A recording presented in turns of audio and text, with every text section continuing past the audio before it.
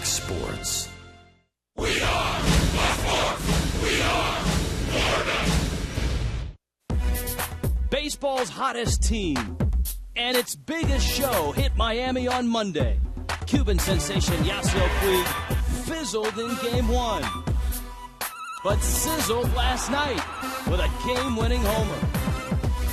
Tonight, Zack Greinke and former Dodger Nathan Eovaldi throw down. It's the Dodgers, it's the Marlins. It's the one to watch.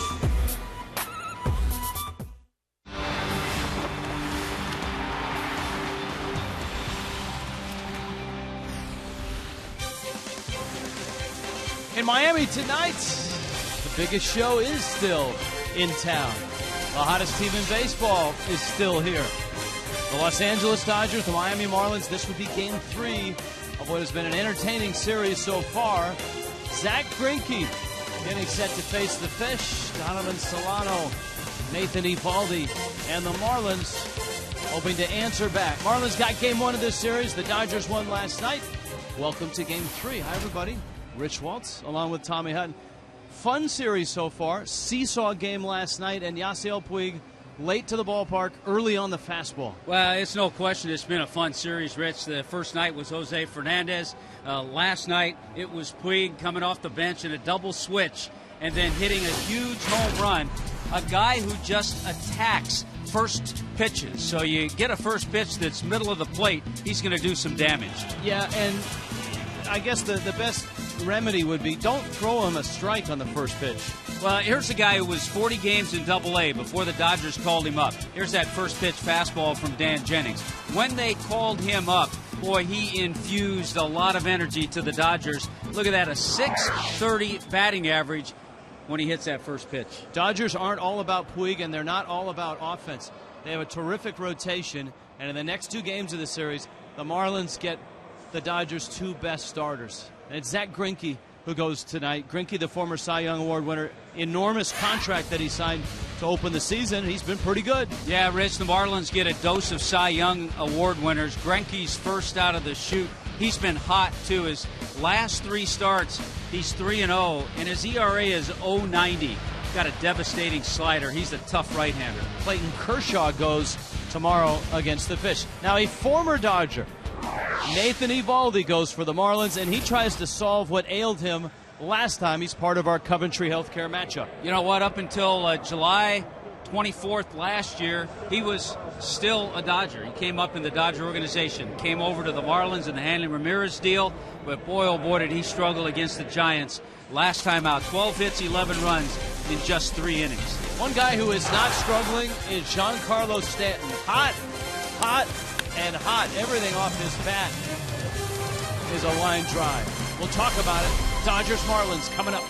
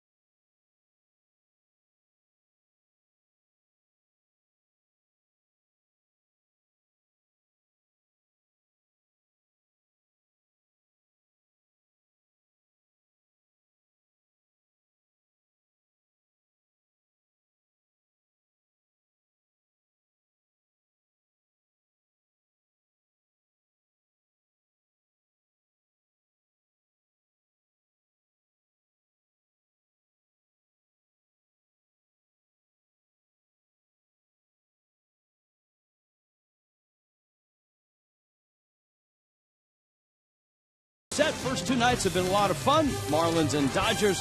Let's head out to center field. Craig Minervini, Jeff Conine. Well, Rich, speaking of fun, is there more fun than watching a hot Giancarlo Stanton at the plate? And he's certainly gotten hot on this homestand. It's more like in awe of Giancarlo Stanton, because when you watch him square up a baseball, there really isn't anything like it in the major leagues, I don't think. This guy hits the ball so hard and so far. It's something you don't see very often. And even the ground balls, and I think this is a key to why he can be so good.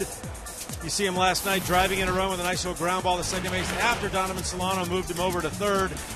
And we're going to see another one that he just hits the ball with such force on every swing. So when a ball is hit on the ground, even when it's only 1 or 2 steps away from an infielder, it's got such speed on it that they can't make a reaction and go get it. It's by them before they can even react to it. And they're playing so deep on him, too. These line drives are going out there, and they're one-hopping these guys who are near the warning track. Yeah, they play a deeper outfield than anybody else on the Marlins team especially. But like you said, they're so deep that these line drives that I might be catchable if they're playing a regular position. They're so afraid of the ball getting over their head, which if he hits it well, it's going to get over their head anyway. Logan Morrison is hitting behind him. Donovan Solano is hitting in front of him. So if you're going to pitch around him, you may have to pay a different price than you were earlier in the season. Yeah, with Logan Morrison heating up, I think that's going to give Giancarlo Stanton a few more pitches to hit in that number 3 spot. Logan hopefully will get this or keep this streak going, and both of them will benefit from it. Well, the Marlins offense certainly has looked alive here. It's been a crazy homestand. A lot of weird plays, some self-inflicted wounds by the Marlins. Overall, not bad, but today's a big one here as they take on a tough pitcher, Nathan Eovaldi, the former Dodger, and Zack Greinke, one of the league's best, sporting an 11-3 mark. Rich and Tommy, the call next.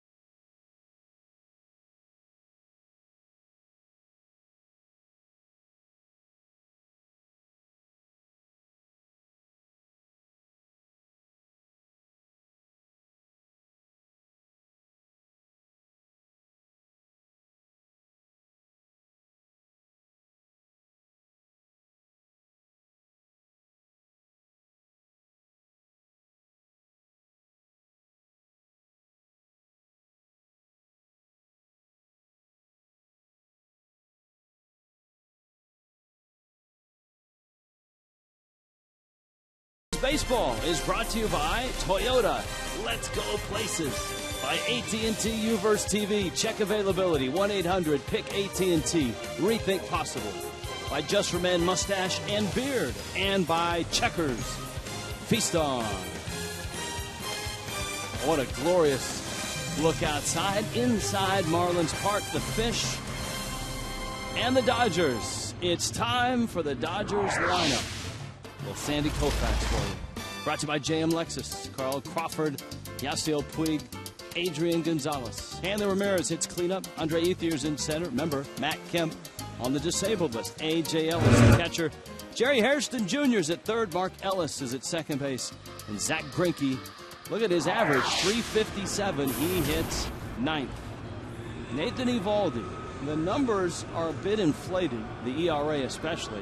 After his last start, he lasted just 3 innings and gave up 11 runs, 9 of them earned, and that was against the Giants. And in that first inning, Rich, 3 consecutive base hits. The first 4 batters that batted scored. Pinch a penny. First pitch is a fastball for a strike to Carl Crawford. Speedy outfielder. Crawford 3 hits in this series. Dodgers winners last night 6-4. Marlins winners on Monday 6-2. Dodgers know Eovaldi can throw hard. Can he throw strikes? And can he throw some breaking balls for strikes? Probably the biggest questions tonight. Yeah, that's probably the biggest question. He has to throw some quality breaking pitches, not just spin it up there, because if it's not a quality pitch, the hitters will jump on that and they'll sit back on the fastball too. James Hoy is calling balls and strikes. Jim Reynolds at first. John Hirschbeck at second. Quinn Walcott is the umpire at third. That sounded like catcher's interference, and it is. Coy Hill catching for Miami. You heard the double click, and the first one was the bat hitting the glove, and the other was the ball hitting the bat. Saw that the other night, and that is an error that'll be charged to Coy Hill. An alert call by James Hoy, the home plate umpire. You saw Hill, though, put the hand back for the new baseball, trying to play it off like nothing happened. But the Dodger bench and certainly Crawford were all over it. You can only try. So Yasiel Puig comes up, and he gets a fastball on the first pitch and fouls it off. And the Marlins are probably thinking they just dodged a huge blue bullet because, Tommy, you pointed out Puig on first pitches is just incredible this year. He came into the game 29 for 46. That's a .630 batting average with 5 home runs when swinging at the first pitch. Well, Eovaldi is out in front of him. Crawford can run. Everybody knows that. Maybe not as fast as his younger years. Puig, with the Dodgers at 73 and 52. There's 2 ways to go, by the way. Coy Hill talking with Nate Eovaldi. If he doesn't feel comfortable with his breaking ball to Puig, because if he makes a mistake, there are those first pitch numbers, he'll jump on a bad breaking ball. But he can also climb the ladder with that fastball because we've seen Puig chase those pitches.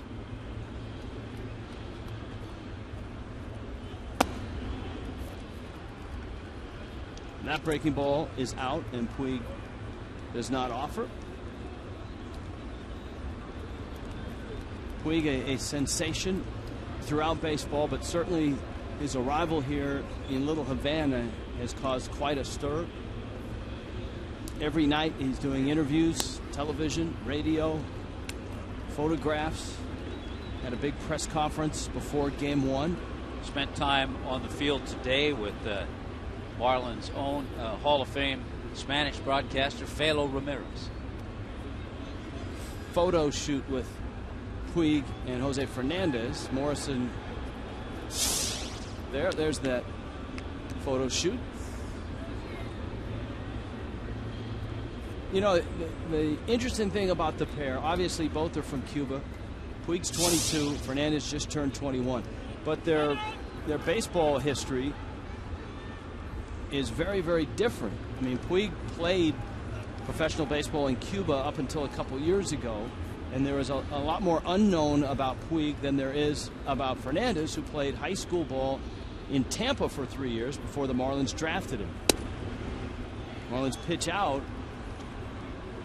and they count now 2-1. I really don't think in the first inning you can worry too much about Crawford, even though he's a base stealer, when you have to face a guy like Puig and then Adrian Gonzalez and then Hanley Ramirez.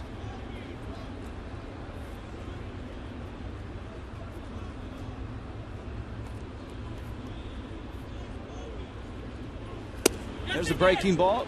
Puig went around, and it's 2-2. All right, now get ready for that 98-mile-an-hour cheese up in the strike zone, out of the zone. Jose Fernandez was able to strike Puig out on a pitch similar to that in Game 1. But, of course, Puig last night, not in the lineup. came into the ball game and homered late. Hits a chopper towards short. Echeverria going to go to first and get the out. And a wise decision by Echeverria. So Crawford remains at second. Gonzalez comes to the plate. The Marlins defensively, a little bit of a sloppy night last night for the Fish. Cleveland Clinic brings it to you. Yeah, have to be a little tighter in this one tonight with Yelich, Marisnik. Jake Marisnik back in the starting lineup.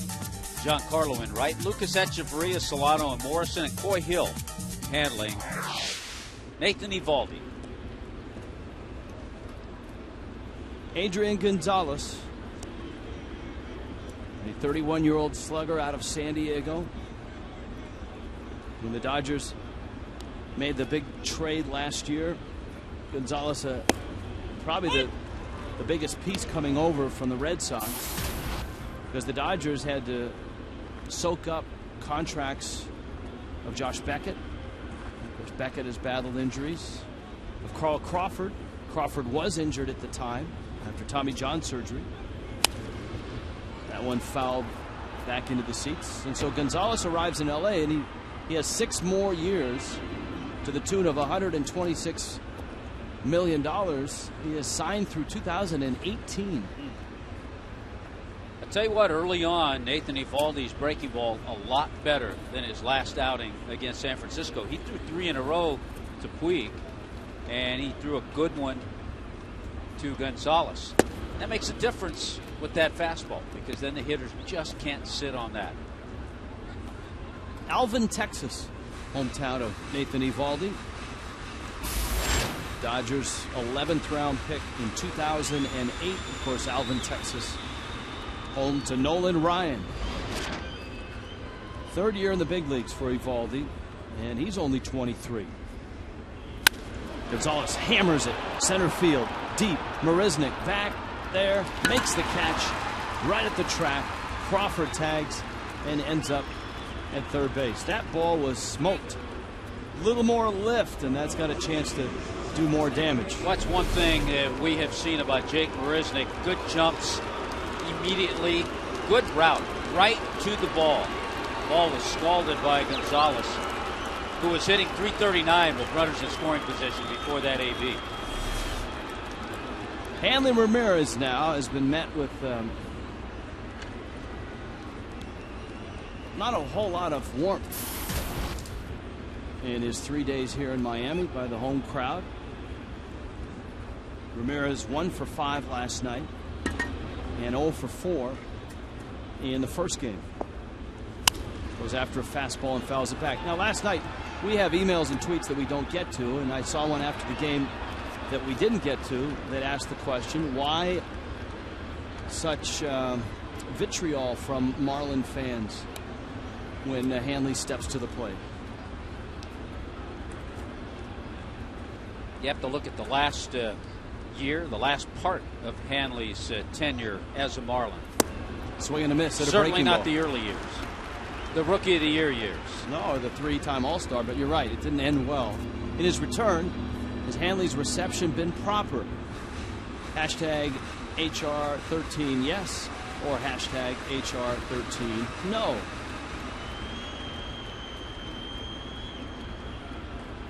0-2 pitch. He got him.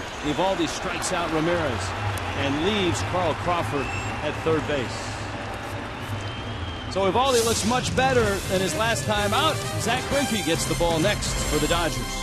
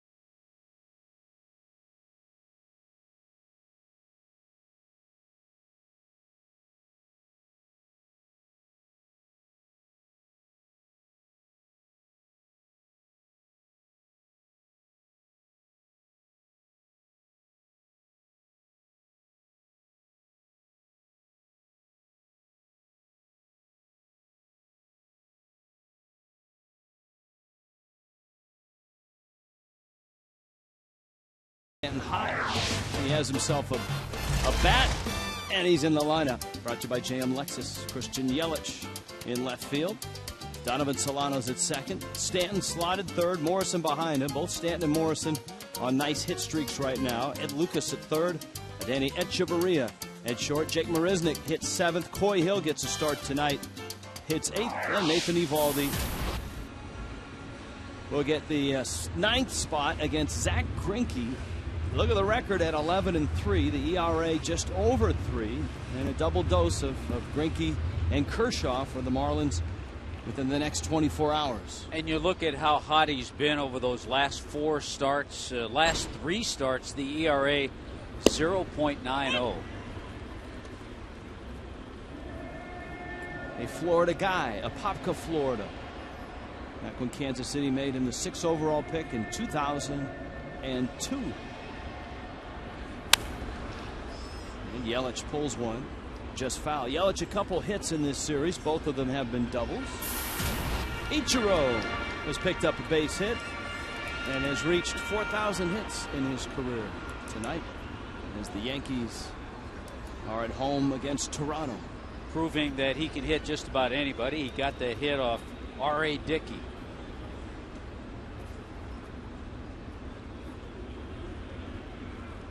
Oh, 2 pitch to Yelich.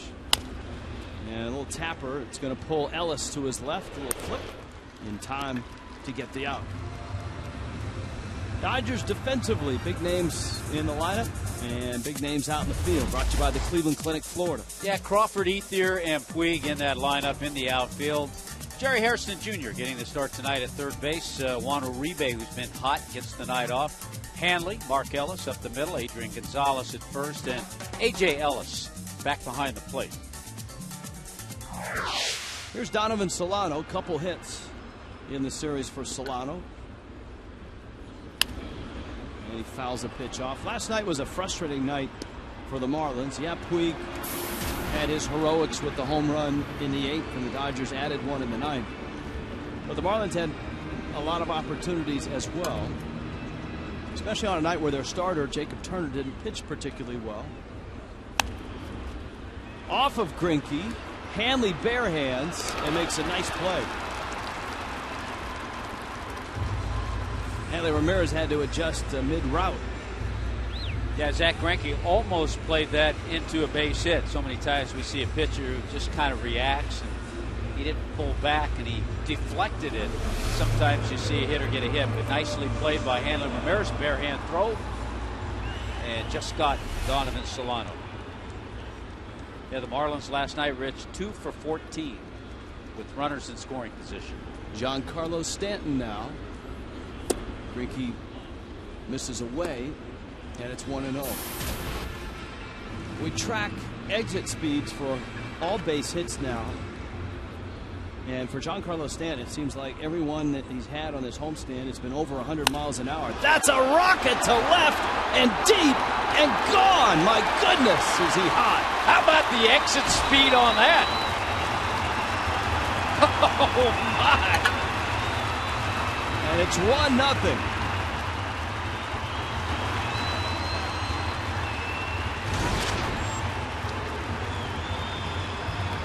And the amazing thing, Rich, I'm sure when the Dodgers go over the scouting report, they're saying he's the one guy that can hurt you. He's the big bat in their lineup. Don't let him hurt you. So he got a hold of a Greinke breaking pitch and absolutely stung it. He heard it. Don't hurt him, Hammer. That was crushed. Here's Morrison now. Here's a look at him. So the breaking ball hangs. Wow, 110. Whoa.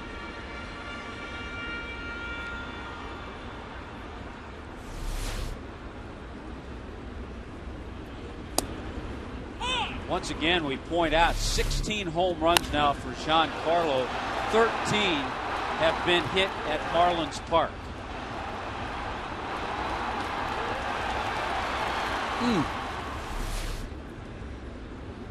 0-2. And Morrison pops it up on the infield. Jerry Hairston is there. And he drifts into fair territory and makes the catch. But not before that man shows the work. 16th of the season.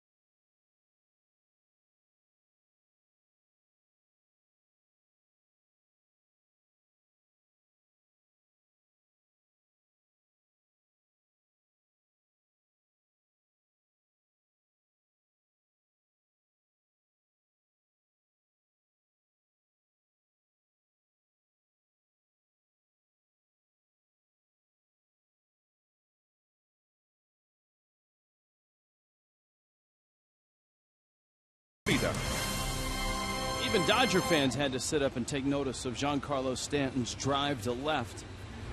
And Miami is on the board first. Stanton, another home run on this homestand, and his second in this series. He extends his hit streak to 8 straight. Now Nathan Eovaldi has got a lead, albeit a small one, to work with. Andre Ethier, A.J. Ellis, Jerry Hairston coming to the plate for the Dodgers, who have won 43 of 53, 11 of 13. You can go on and on. There's a long list of superlatives for Ethier and the Dodgers and the run that they've been on that has propelled them to the very top of the West and the top of most sports pages and highlight shows. To center, Marisnick got it! Terrific catch on a BB right at his feet. We talked about that last inning when he went back on a ball hit by Adrian Gonzalez. Terrific jumps, great routes, quickness, lays out, and just picks it and robs Ethier. Boy, that's beautiful.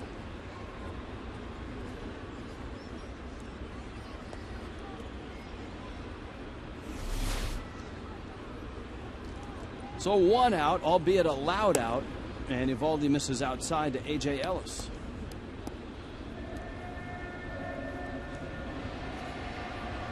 Ellis got the start the first game. Tim Fedorovich was behind the plate last night. And Ellis back at it tonight. A.J., the 32-year-old out of Lexington, Kentucky. Austin P.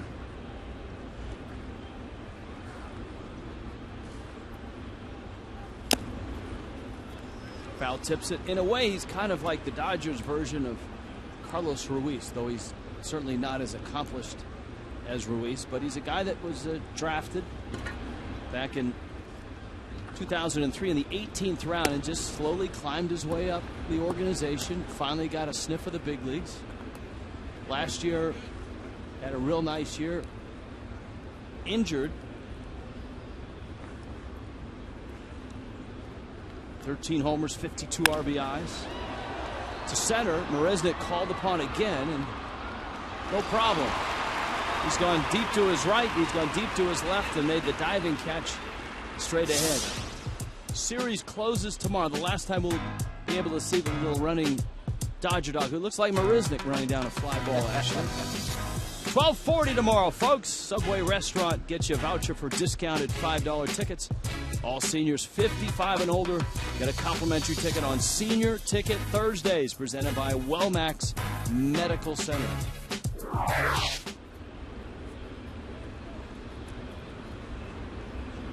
Well, the Dodgers have had some pretty good swings against Eovaldi. The Gonzalez fly ball out, Ethier's liner, Ellis is out, and here's Jerry Hairston Jr.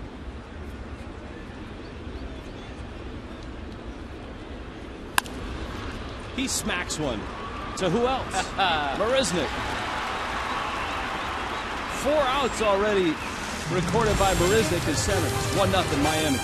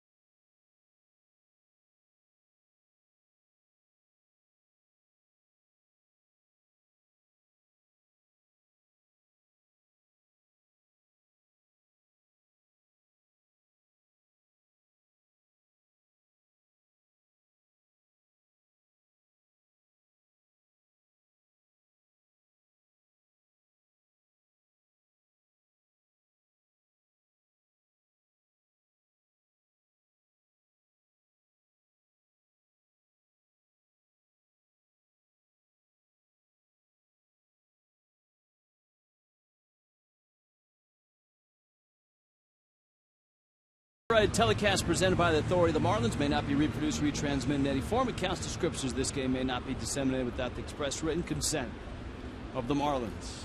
You don't want to miss a pitch while reading the disclaimer. Ed Lucas fouls one back. Lucas, Adeiny Echeverria, and Jake Marisnick. Here in the second, Giancarlo Stanton's home run. The only run of the ball game, 1-0 Miami.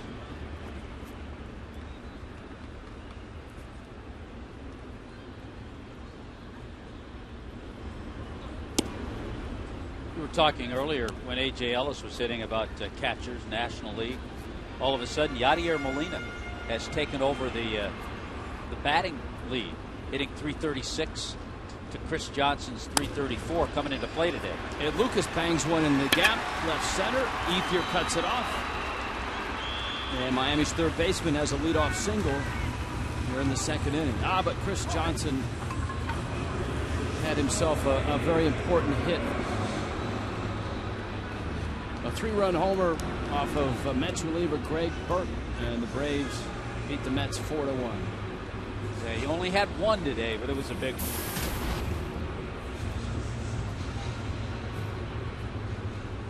Adeiny Echeverria with Greinke from the stretch and a quick throw over to first.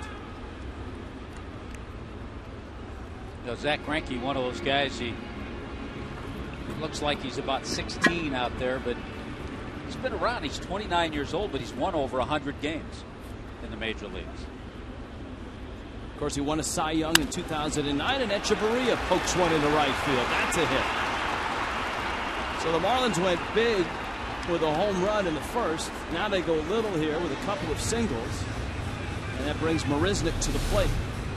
You'll love to see Echeverria on just a sweeping breaking ball that stayed up enough that he stays back, takes advantage of that hole on the right side, and gets himself a knock.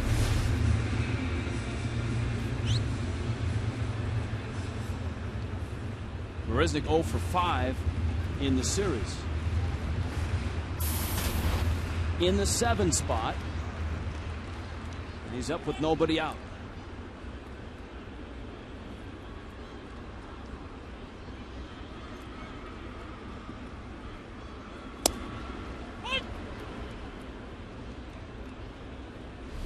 Here's what you like to see, Rich. You look out here, you see that nice opening in that area.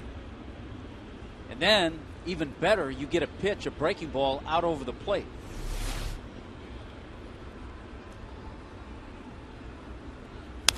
That one foul back. Now, remember the Giancarlo Stanton home run was clocked at 110 miles an hour off the bat. Echeverria's single to right. By comparison, He hit it off the end of the bat. 68.9. Hey, that's not fair. That's below the league average. Greinke's 0-2. That Cy Young year was 2009. He was 16-8 and an ERA of 2.16. Marisnick right field. Puig comes in, makes the catch, and everybody holds. And Coy Hill comes to the plate. Good idea, good approach by the first 3 hitters in this inning.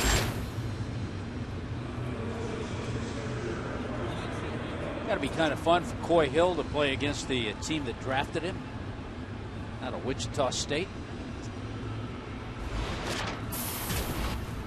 Hill, the switch hitting catcher for the Marlins, is still looking for his first RBI. He's 3 for 11 with a double. You got the pitcher on deck, so an important at bat here if Miami's going to get anything out of the leadoff singles.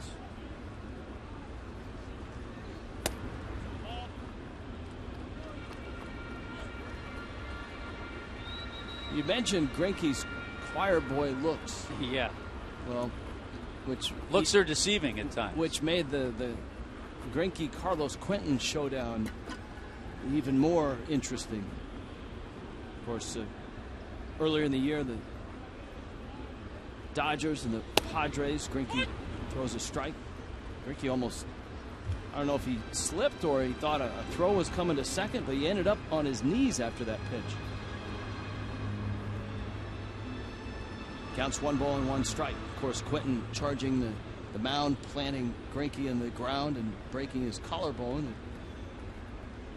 It cost Greinke some starts. This is only his 21st start. And Hill swings through that fastball. You know, he missed a month, but at the time there was a speculation he'd miss a lot more. So he came back a lot quicker than they initially thought.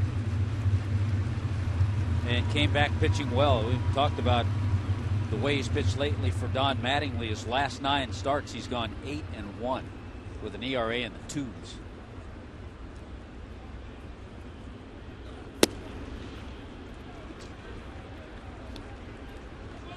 Missed up. 2-2. Let's scout that choir boy looking Zack Greinke. There it is. Late life on the fastball. Curveball got some real nice tight spin to it. And back-to-back with Kershaw tomorrow. Good hitters with Greinke and certainly Clayton Kershaw. Greinke a better hitter than Kershaw. Runner goes and Hill fouls it off. And it was runner singular. Ed Lucas breaking from second. And Danny Echeverria was not running from first. You know, sometimes when you're a runner at second and you get it used to be the third base coach give you an open hand, like saying, okay, if you think you can get a good jump, come on over, take it. But you have to make that decision yourself. If maybe the shortstop, if Hanley's playing back a little bit, if he's not getting challenged by Mark Ellis, the second baseman, you usually only get one shot, though. And Greinke strikes out Hill with a high fastball. Because then those middle infielders become a little more attentive.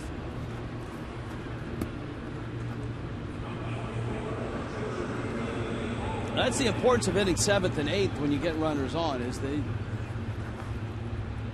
all of a sudden the pressure is for those 7 and 8 hitters to do something, because if the pitcher can get through you, there's the escape hatch and Evaldi with 2 outs. This is that escape hatch that Greinke didn't have when he pitched in the American League, which made his 2.16 ERA in 09 even more impressive.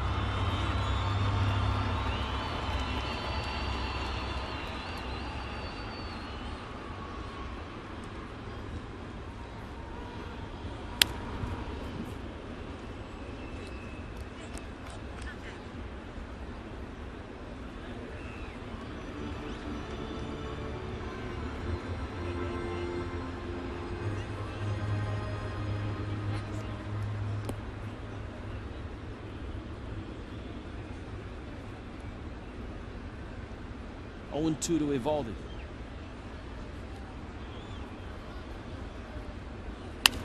And Nathan smacks it foul.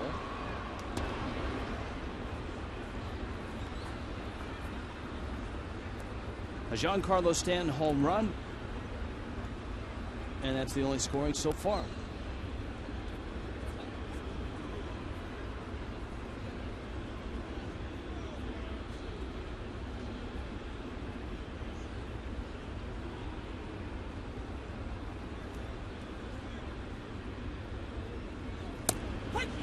Struck him out. Down he goes. And Miami leaves Lucas and Echeverria out there.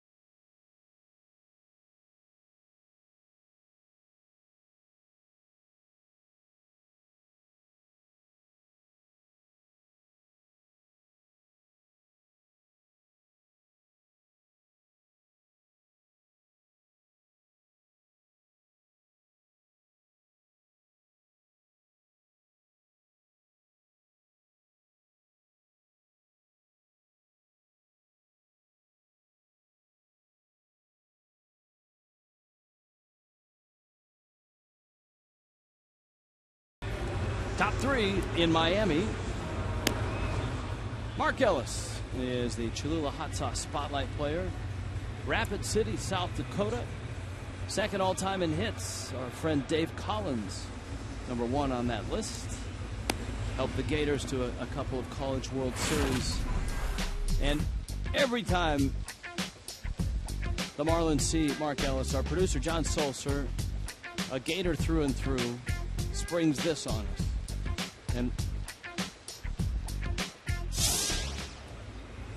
And the folks in Tallahassee are going, where's the Buster Posey video from when he was there? The folks down in Coral Gables, they'll want to see video of. We could reach out and get a lot of video from Miami. Stetson University is saying, where's the Chris Johnson video? Hey, we were talking on Marlins Live.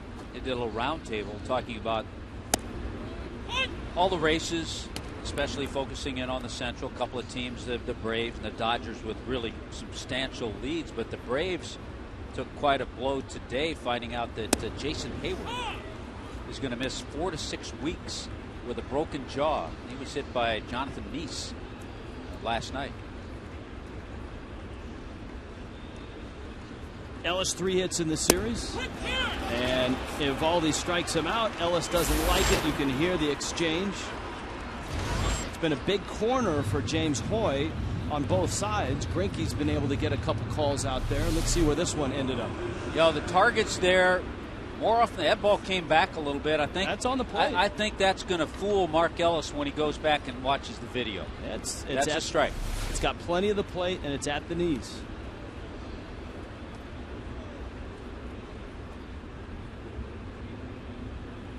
And in this modern-day world, and here's Greinke, and Tommy talked about what he's done as a hitter, if you want to check out the numbers.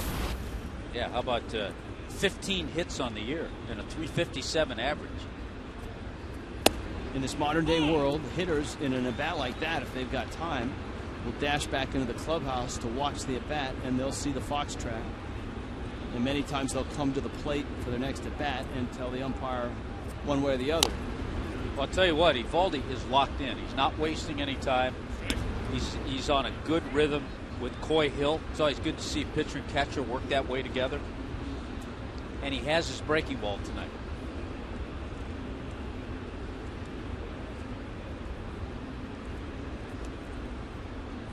Oh, 2. And I think there's always a little something extra pitching against the team that you kind of grew up with in the minor leagues.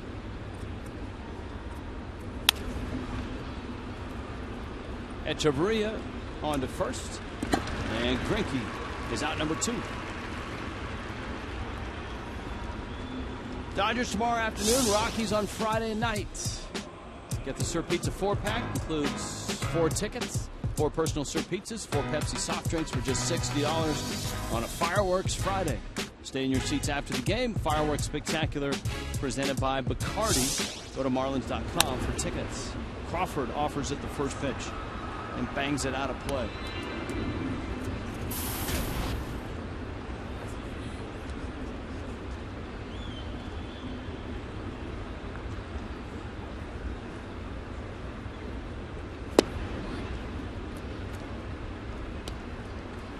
.99 miles an hour, a ball and a strike. The Dodger leadoff man who reached base on catcher's interference.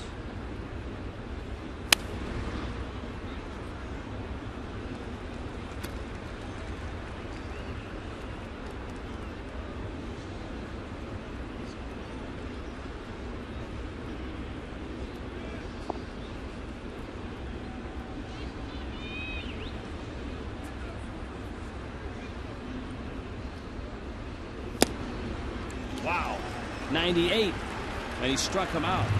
Eovaldi punches out a pair in the third. The Marlins on top, 1-0.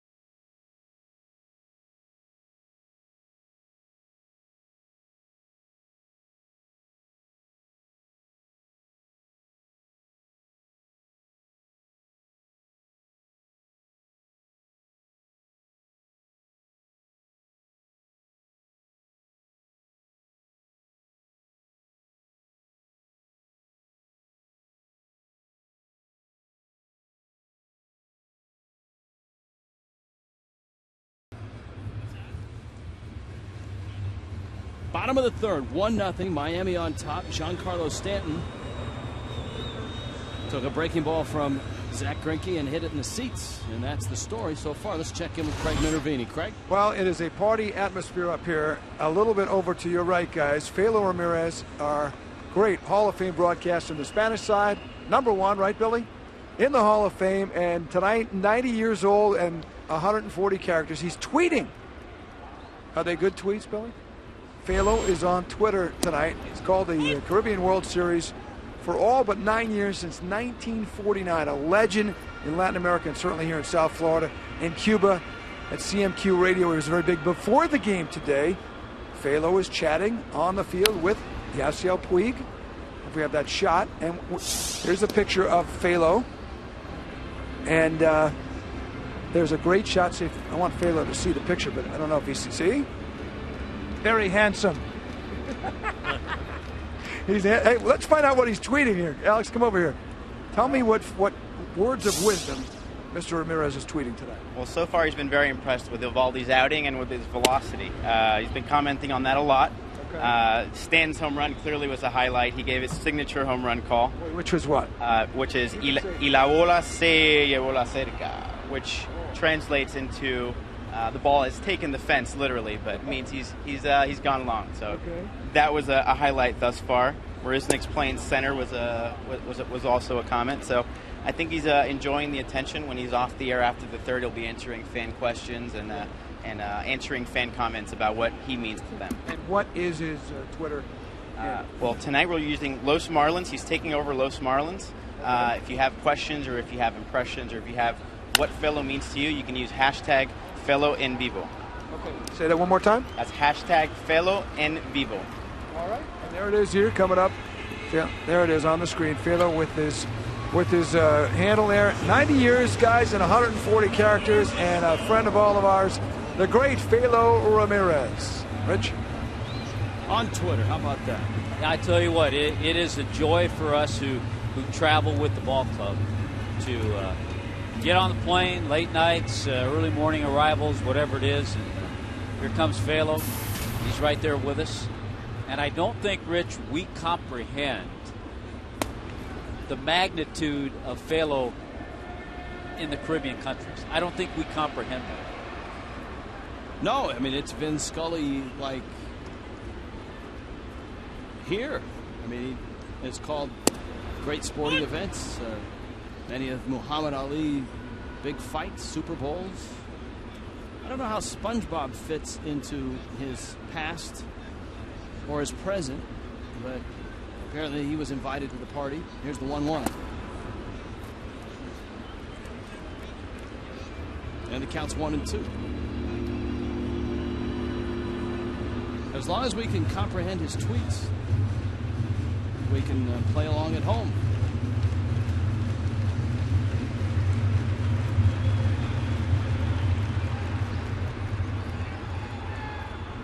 1-2 pitch. And it's up. Donovan Solano bounced out back in the first. Marlins had a couple of hits to open the second, but Greinke pitched around that. Giancarlo Stanton blasted one back in the first, and that's the only run of the ball game. Here's the 2-2.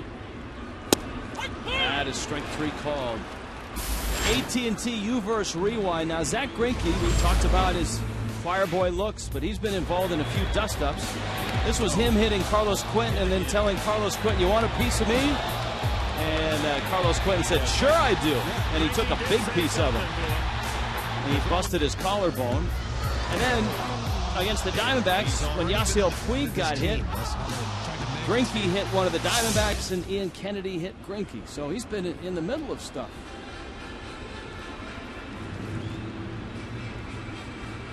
Never known Greinke to be that controversial or much of a lightning rod, but this year he sure has been.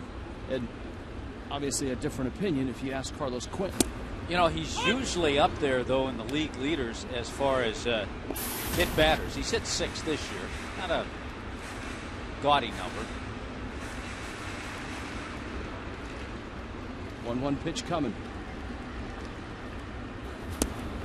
It's down low. Just in case you missed it, this rocket went off at 110 miles an hour. And for Stanton, Rich, his 7th career home run against the Dodgers.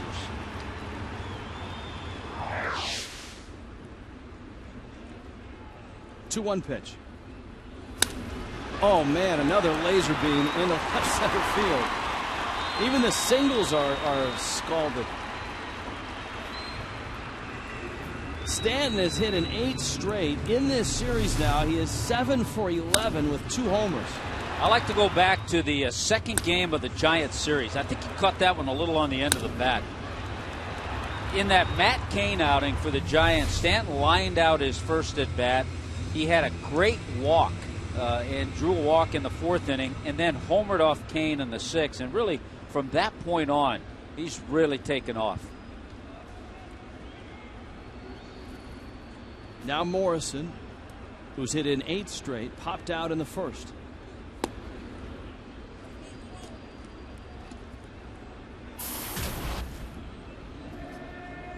Almost average up to 281.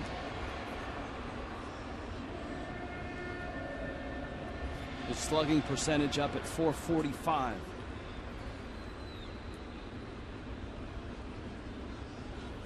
Lomo's had a good series against the Dodgers. 4 for 9.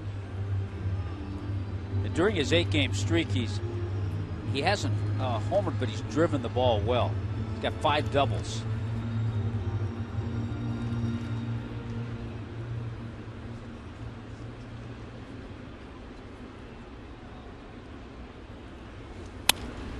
Morrison drives that one to left. Crawford under it and makes the catch. Marlins leave another runner. Still on top is Miami. 1-0 to the 4th we go.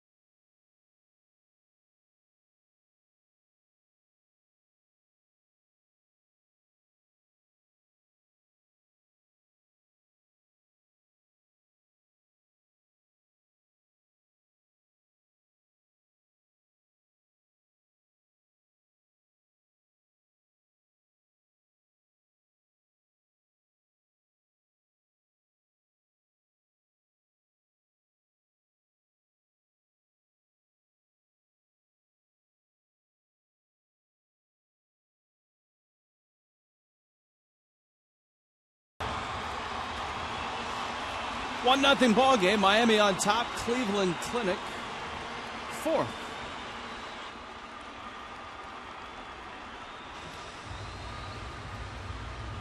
Nathan Eovaldi gives Yasiel Puig, Adrian Gonzalez, and Hanley Ramirez.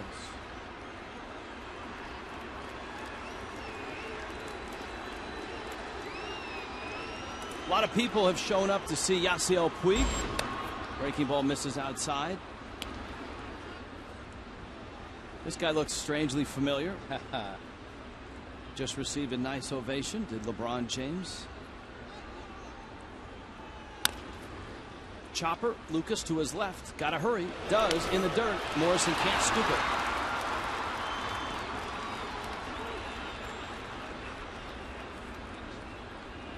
We'll see if it's an error on Lucas or an infield hit for Puig.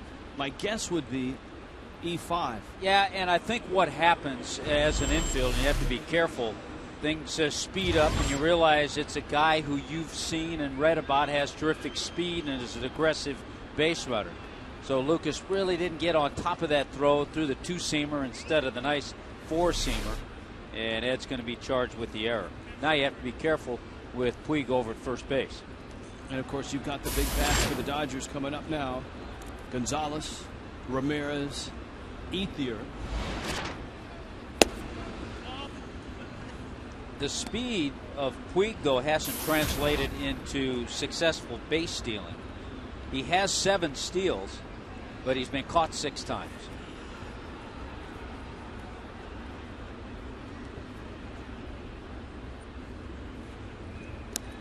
And I guarantee if he's willing to learn, he's got one of the best right there in the first base coach of the Dodgers, Davey Lopes, to teach him. Lopes, who transformed the Phillies into one of the most efficient and dynamic base stealing teams.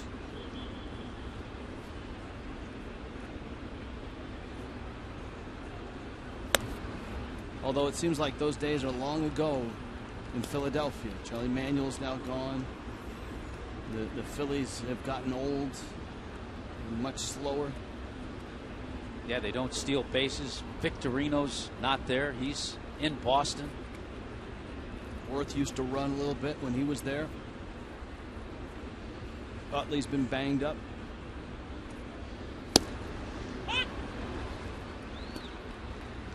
Two and one to Gonzalez. We have seen, and over his starts, it's one thing Nathan Eovaldi does very well. Quick to the plate with his delivery.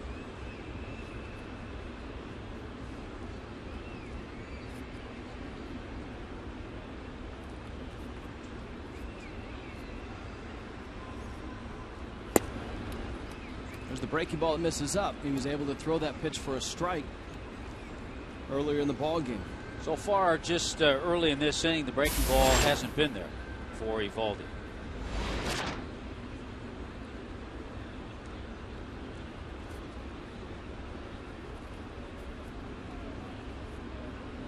Puig at first. And he lost him. And so the error by Lucas has opened the door, and now the Dodgers have runners first and second. Their cleanup hitter, former Marlin Hanley Ramirez.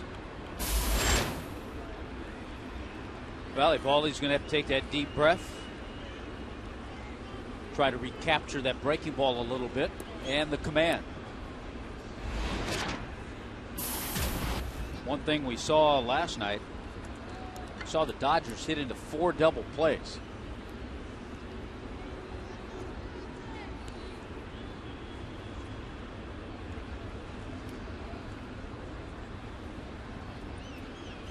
You noted the Marlins' struggles last night with runners in scoring position. The Dodgers have had a whole series like that. They're 4 for 27. And the double plays last night essentially kept Miami and Jacob Turner in the ball game. 3 of them came in Turner's 5 innings. A couple of those double plays were hit hard, and the Marlins were fortunate to get those double plays. In fact, Hanley Ramirez hit one of the hardest and had Echeverria on his heels. Smokes that in the gap. That's trouble. That's going to scoot towards the track, and it will probably score just one. Puig will score. Holding is Gonzalez. Hanley Ramirez makes it 1-1. Well, we saw it in that last outing when the breaking pitch abandons Eovaldi, and the fastball is the only thing he has. Doesn't matter how hard it is, major league hitters catch up and get on it. And Hanley caught up and got on that one. Puig scores easily. And now the Dodgers are really set up. Ethier's up, second and third, nobody out. Mike Redmond said it best, first night of this series. Fly ball down the line, twisting, foul. A team like the Dodgers, you can't give them extra outs and you can't give them walks. And the Dodgers have proved that to be very, very true. Well, they're taking advantage of those two things right here in this inning, too.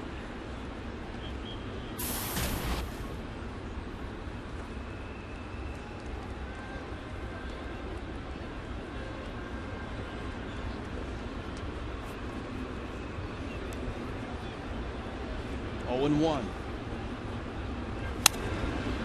Now he's 0-2 on Ethier. Ethier lined to center back in the second. So a 1-1 game now.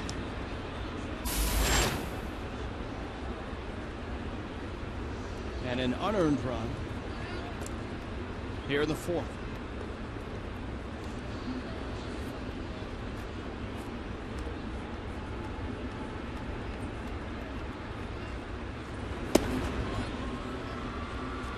Boy, and as far as this series goes,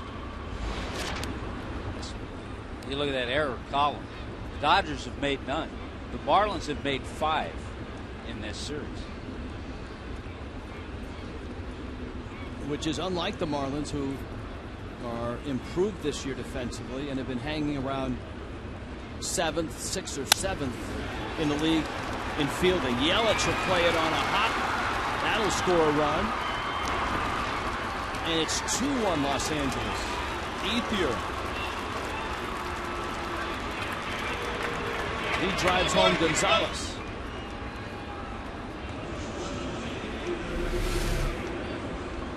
Once again, it's that guy Ethier. There's a nice swing. He didn't try to do too much. Batting average over 390 in his career against the Marlins. And drives in a run. Hanley goes over to third, and they're still in business. Updated now, 48 games, a 392 average against the Fish. Would you call that a substantial sample size? More than enough to prove a point. J.J. Ellis, and it's 1-0. Evaldi was cruising through 3 scoreless, and the throwing error by Lucas. Morrison couldn't pick it at first. A walk to Adrian Gonzalez. Felo Ramirez RBI double. Andre Ethier RBI single.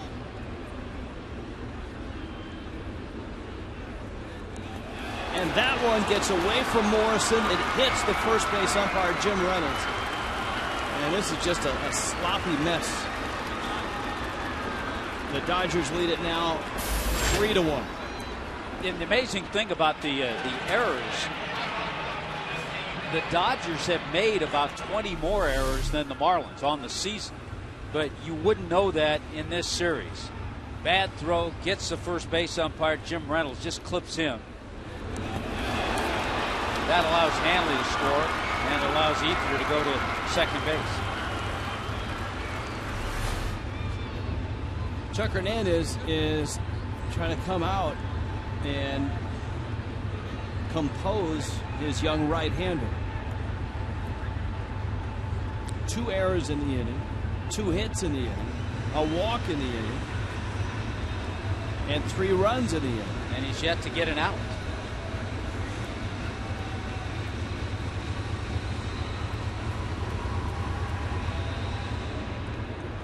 And you can see the redness in the skipper's face. Obviously not pleased at what he sees here in the fourth.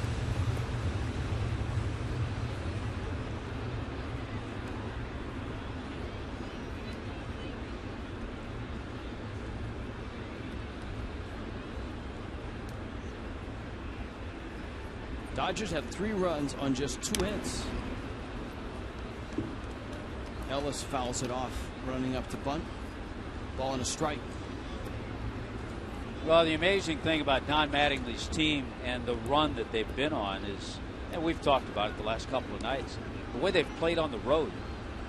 20-3. Their last 23 road games. So they're not just winning at Dodger Stadium. That's on that long list of superlatives on the Dodger notes. 26-5 since the All-Star break. They're unbeaten in their last 17 series. The last series they lost was mid-June in Pittsburgh. They lost 2 of 3.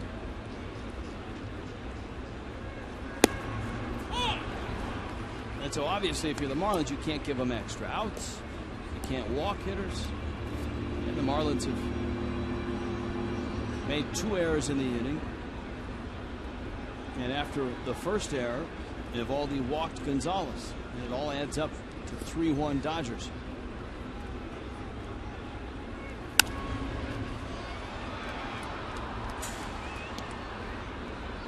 Even Ross Porter knows you can't do that, Tommy. No, and he would have all those at the tip of his hand. Former Dodger broadcaster. Jerry Doggett will tell you the same thing.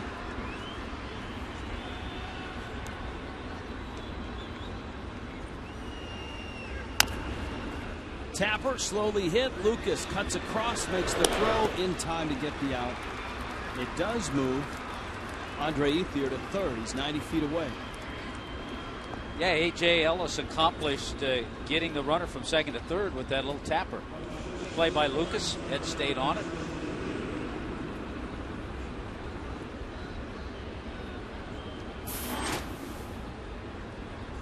Marlins Live begins at noon tomorrow. It's driven by your South Florida Honda dealers. Jerry Hairston.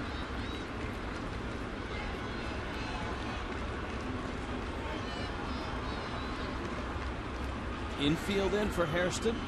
He and his brother Scott. Both big leaguers. Harrison's had good numbers in his career against the Marlins. And that's a pretty good sample size. Over 200, almost 300 at bats. His father, Jerry, a big leaguer. His grandfather was a big leaguer. As well, he was a star in the Negro Leagues. In fact, when we were in Kansas City at the Negro League Museum, that's a photo I took with the iPhone. And it struck us as we looked at it. And it was like, wow. That's amazing. That's Jerry's grandfather, and he looks like Jerry. His name wouldn't have had to be there. We could have been able to tell who that was. Hairston, a little chopper. Eovaldi looks Ethier back and fires to first in time. His grandfather was a star in the Negro Leagues and did get to the big leagues. I believe with the Chicago White Sox. And I think he was the first African-American player for the White Sox. And of course, Jerry Hairston Sr.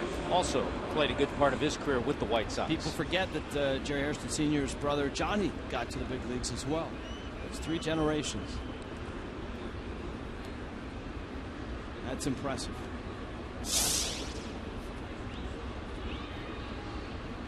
Eovaldi trying to extract himself and just give up the 3 runs. And if he can leave Ethier at third, at least the Marlins will be down by just 2. That's the way you have to psychologically look at the game and the inning that way. Get out of this inning, it's a 2-run deficit.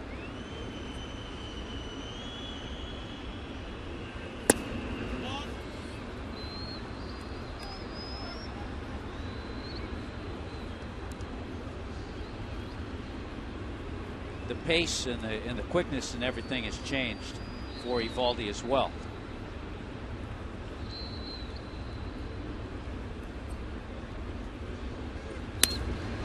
Breaking ball, fly ball. Marisnik makes the catch. Nightmare of an inning ends. 2 errors, 2 hits, a walk, 3 runs, and a different ball game.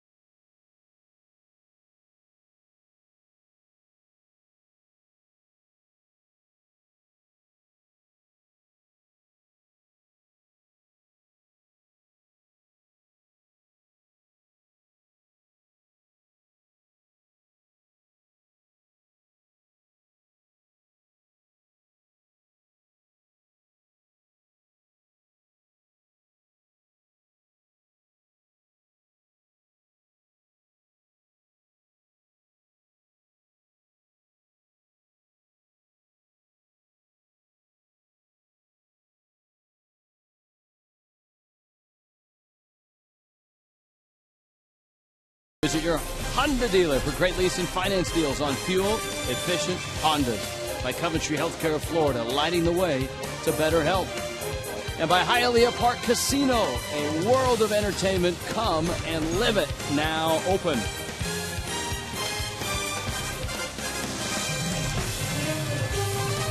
Downtown Miami, inside Marlins Park, Zack Greinke has been presented with a 2-run lead. Miami grabbed the lead on Giancarlo Stanton's 16th home run, a line drive shot to left. But the Dodgers getting 3 in the top of this inning. And here is Ed Lucas, Adeiny Echeverria, Jake Marisnick. Greinke has that natural run on a fastball. Yeah, and we talked about how, and if you look at the velocity, you'll see 90, 91, every once in a while 94. And because he has that slow windup, kind of jumps at you, it's a very sneaky 94. Enormous contract, 6 years, $147 million. He can actually opt out of the contract in 2015. Lucas to Ellis, on to first. And you know there are performance options.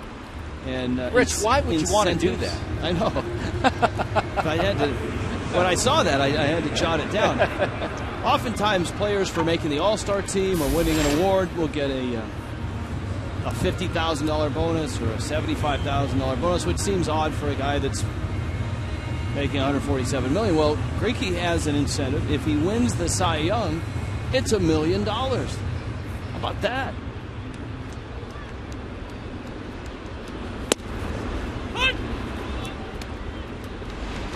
He might be in the mix with his teammate, Clayton Kershaw. Yeah. Maybe he could make a deal with him. Because Kershaw hasn't signed his big deal yet. That's a fair ball. Down the line it goes. Crawford into the corner. Echeverria racing for second. And he'll hold there with a double.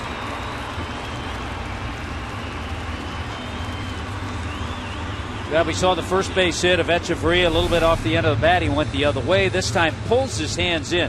That is a great angle to watch how he was able to bring his hands in, get to that pitch on the inner part of the plate, and get it by the third baseman, Harrison. So 2 really good swings tonight from Adeiny Echeverria. It's the part of the order that was unable to move runners back in the second. Lucas and Echeverria both had singles. Marisnick lined to right, and then Greinke struck out Coy Hill and Nathan Eovaldi. There's 1 out, and Marisnick up here now.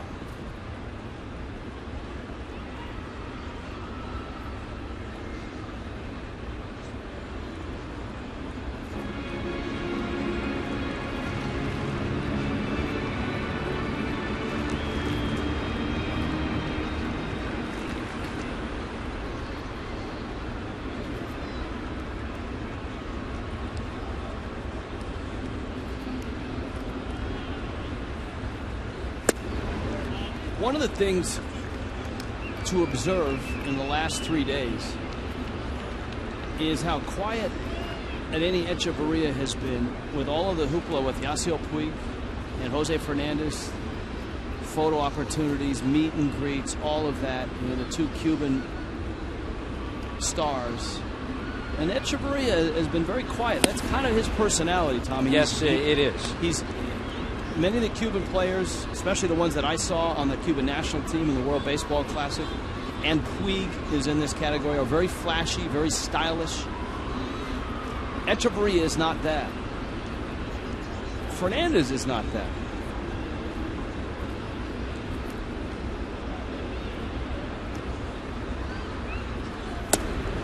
But Jose is certainly more outgoing than Echeverria. Absolutely.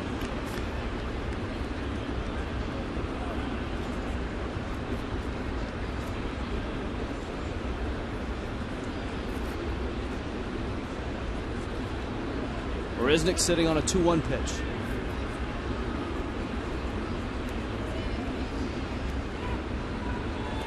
It's close. He's out.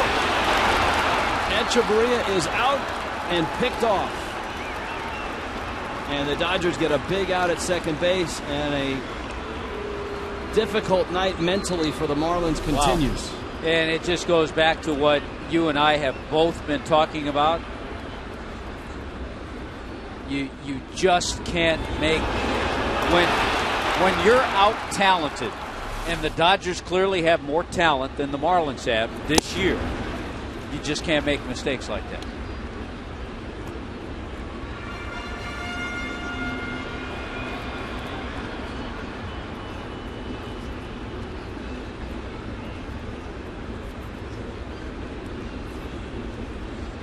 Two pitch.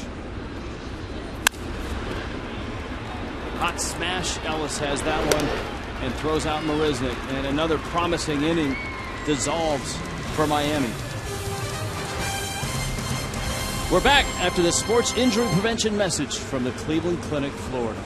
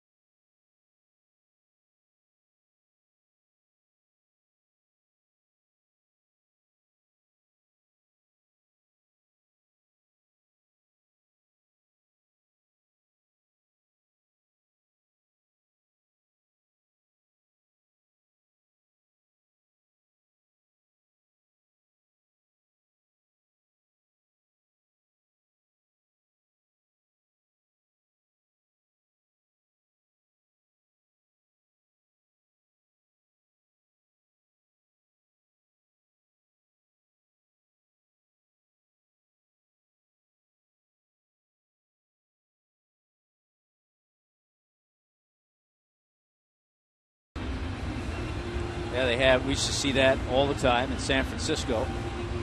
Hasn't caught on quite yet in L.A. He just joined the club. Yeah, he hasn't been there as a Dodger. No. How weird is that going to be when he pitches against the Giants? Yes, in either place. And I'm really curious as to how Don Mattingly will use him, because we haven't seen him yet in this series. Mattingly used 7 pitchers last night. Eovaldi goes to work on Greinke. Then top of the order, Carl Crawford, Yasiel Puig.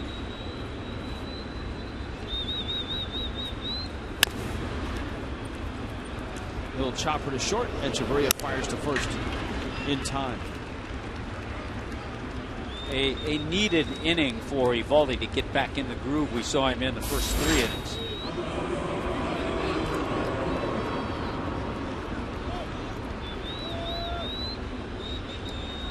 So Crawford, 3rd time through now for the Dodgers. The big inning for the Dodgers, the 4th.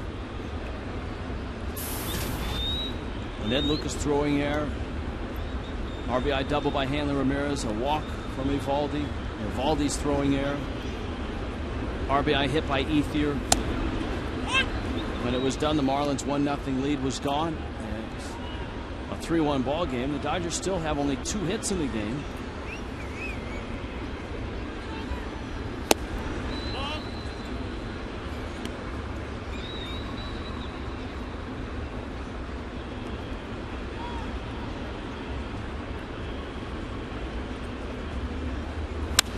One breaking ball. That ball's hit hard. Over Stanton's head. Off the wall. Crawford to second. That's as far as he gets. That boy, for a guy who has 116 career triples, you got to make sure you get that ball back in a hurry.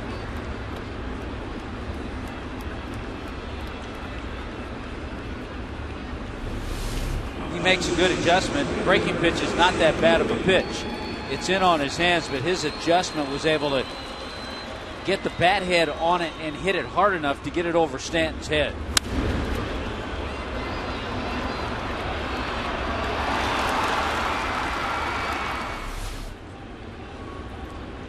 So here's Puig.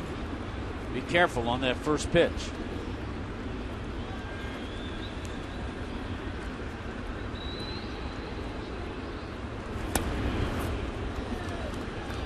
Fouled off. And it's 1-0.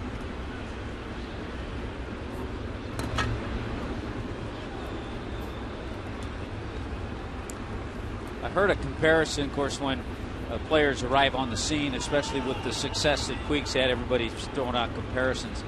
But I heard one that was pretty good the other day. Bo Jackson.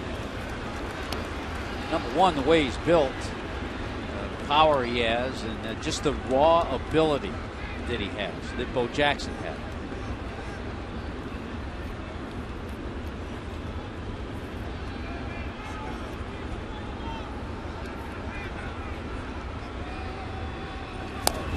End of the bat, Eovaldi looks Crawford back and throws to first. Bo Jackson doesn't have Puig doesn't have a second job like Bo Jackson did. No, I don't think the Raiders will be checking in on Puig.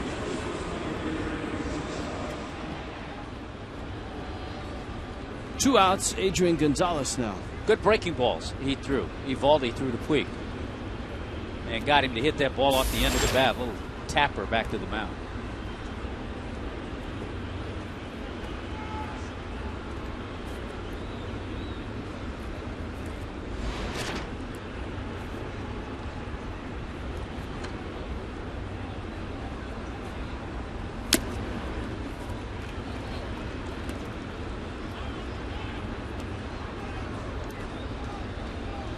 Much better pitches this inning for Eovaldi. Even the double, as I mentioned, that Crawford hit was a pretty good pitch. 71 pitches in. Certainly a different pitcher than his last start against the Giants. The odd thing about that Giants start is he was splendid in Atlanta. His start before that, he went 7 innings, didn't give up a run, struck out 8. Notice that last fastball, triple digits from Nathan Eovaldi. Counts 0-2.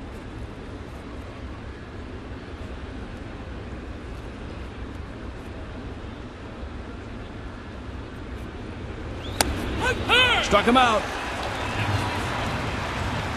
Triple digits again. Back to back at 100 miles an hour. And Eovaldi rights himself. The Dodgers lead at 3-1.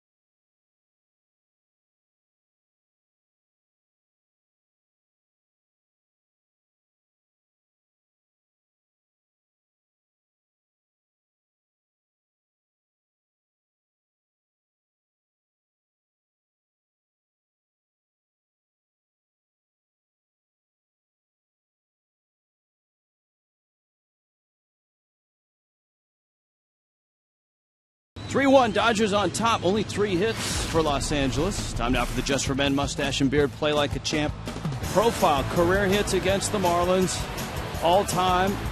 Eric Karros is still at the top of the list at 87, but Ethier climbing quickly. Raul Mondesi, strong like bull. Adrian Beltre, Mike Piazza. Those guys are pretty strong, too. Coy Hill, then Evaldi. A breaking ball pulled foul as the Marlins have 8-9-1 against Greinke here in the 5th.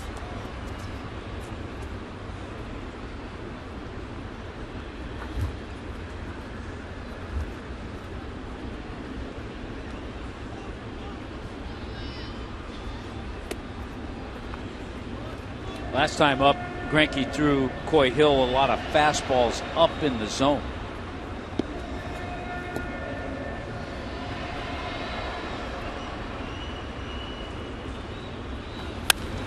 That one he got on, but just pulled foul. And it's 1-2. Yeah, we've talked about Zack Greinke early in his career. It wasn't always an easy road for him. In 2005 with Kansas City, he was 5-17. Had an ERA almost 6. He was only 21 years old then.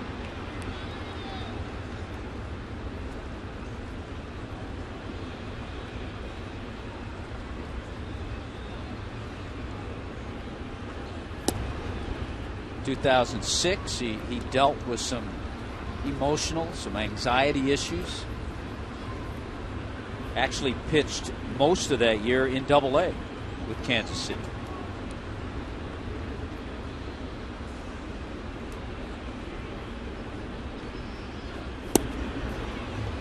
Down goes Coy Hill.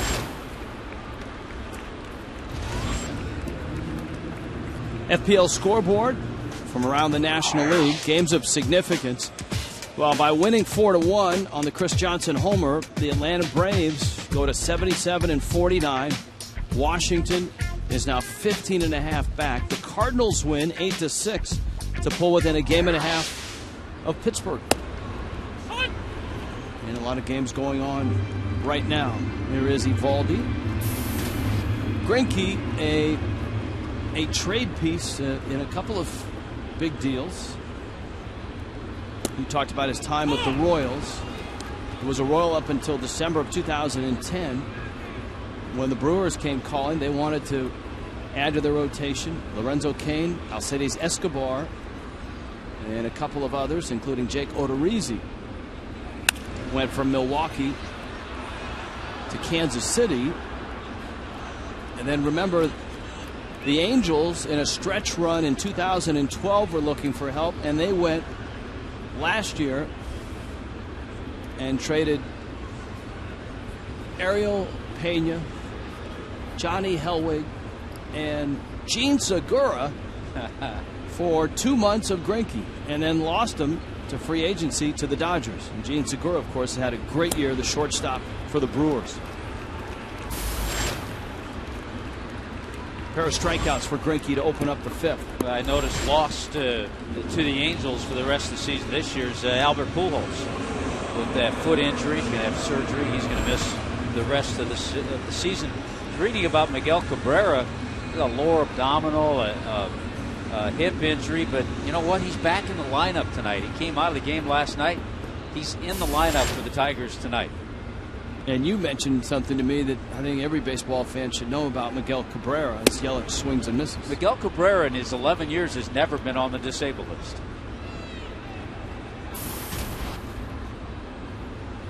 We saw Miguel Cabrera as a Marlin play hurt an awful lot.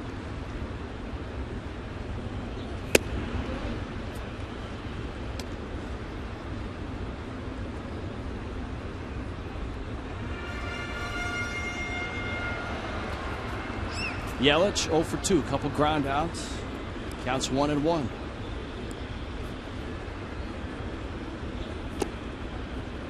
A few more curveballs this inning from Zack Greinke.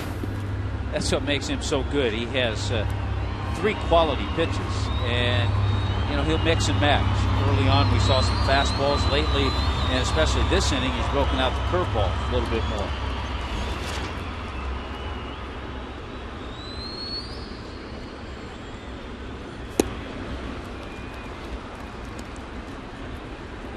That's what's going to make the Dodgers so tough. That might have been a changeup or cutter there, a little bit off the fastball. They've got Kershaw, they've got Greinke, they got Ryu, so they have a top 3 in the rotation. Ricky Nolasco would be your number 4. And then they have that bullpen that we talked about, which just adds more to an already terrific club that just can score runs many ways.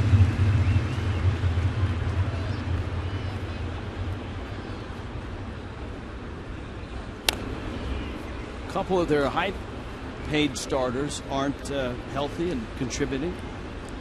Josh Beckett making close to $16 million. Chad Billingsley making $11 million.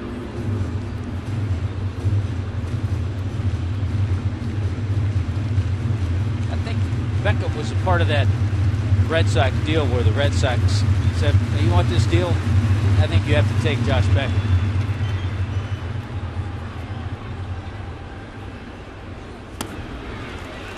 Zack Greinke strikes out the side in the 5th. And the longer this game goes, the better he gets.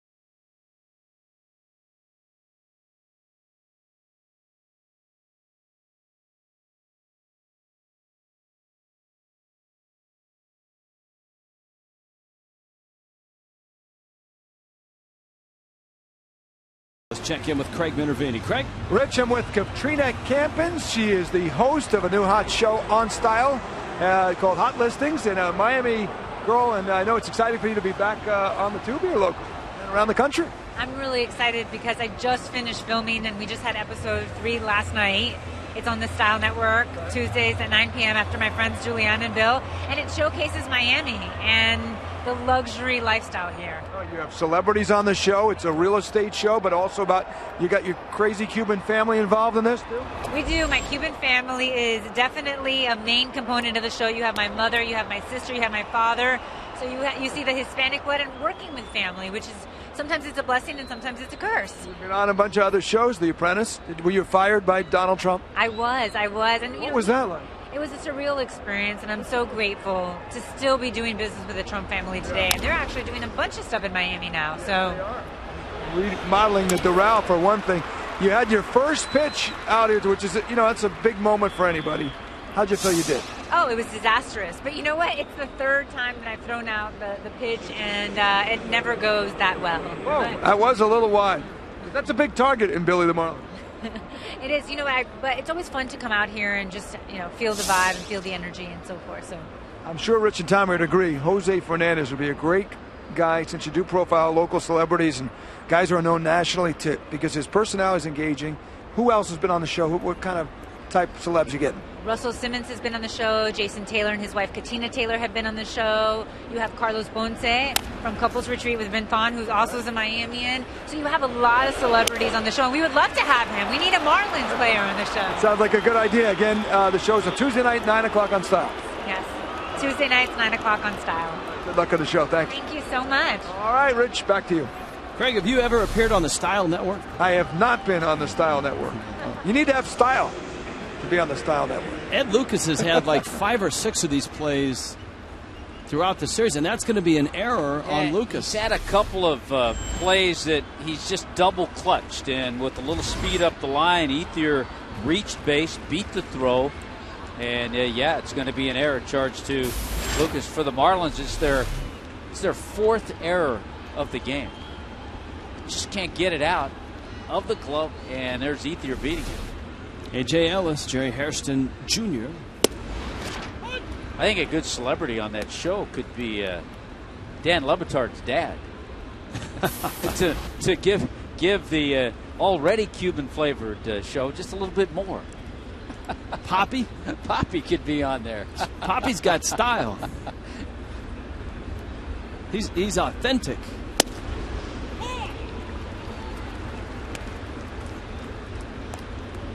Oh, and 2. It's a tough error, too, because Nathan Eovaldi's made some really good pitches. He got the little tapper by Felo Ramirez. Lucas made a good play on that one. And Ethier didn't have a good swing on the ball he hit.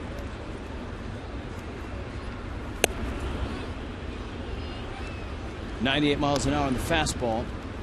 The 4th inning still sticks out like a sore toe right now. The error by Lucas opened the door. A walk by Eovaldi didn't help. And then Hanley drove in a run. Ethier drove in a run. A throwing error by Eovaldi.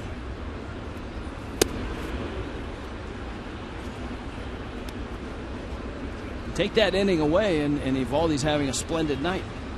Still, he's given up just 3 hits.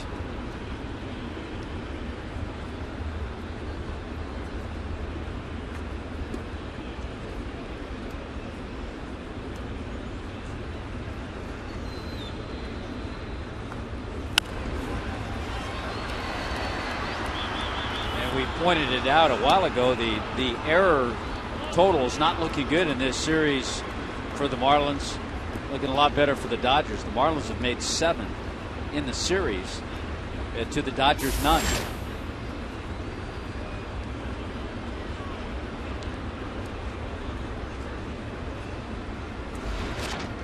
Marlins actually have 4 errors tonight. Lucas has made a pair. The throwing error by Eovaldi, and I assume Coy Hill was charged for an error on the catcher's interference. That's right. That was the first one. Well, from 0-2 all of a sudden to 3-2.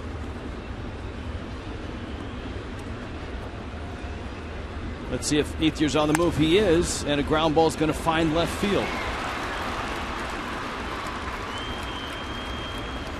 A.J. Ellis with a hit. Marlins and Rockies on a Saturday night. 7:10 start. And Tommy, it's Legends of Wrestling night. So get your singlet out of the closet and wear it that night, will you? Arrive early, get autographs from former world champion Bret the Hitman Hart, Bill Goldberg, over a dozen other superstars and legends. After the game, enjoy a live wrestling event on the West Plaza. I believe it will be an exhibition of wrestling. Go to Marlins.com.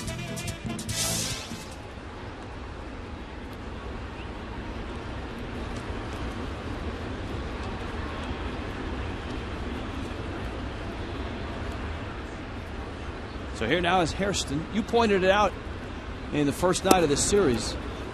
The Dodgers have an all-star cast in their rotation, in their bullpen, in the field. Well, they have a really good bench, and Hairston is part of that. Yeah, and Don Mattingly does a good job mixing and matching, getting him in. Hairston in tonight with Uribe sitting, so all of a sudden they have Uribe on the bench along with Schumacher, Nick Punto. I mean, when Matt Kemp gets back, one of the 3 outfielders will be on the bench. He'll have to do a little rotating in the outfield. Kemp right now recovering from an ankle injury. Had hamstring problems early in the year. The Dodgers have really missed him, Tommy. I mean, without him, they're just an average winners of 43 of their last 53, 11 of their last 13. Well, Mattingly, in his third year, and we've pointed it out when we were in L.A. in May, he was on thin ice as the Dodger manager. 1985 American League MVP, Don Mattingly. A one-hopper, Solano backhands, Echeverria flips, nifty double play, 4-6-3, and that gets Eovaldi out of the top of the sixth. With all the mistakes, 4 errors by Miami, still it's a 2-run ball game, and the Dodgers lead it 3-1.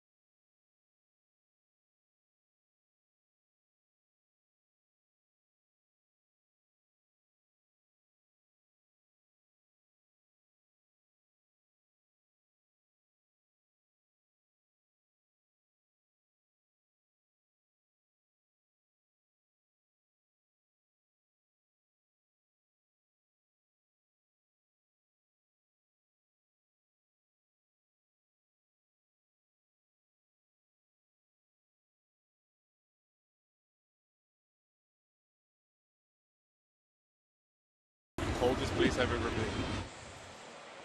He's hot in the summer, no question, and cold in the winter. Nathan Eovaldi, 3-1, Dodgers on top. Cookie and Raul join us now. Guarda, Cookie y los Peces esta noche han cometido 4 errores.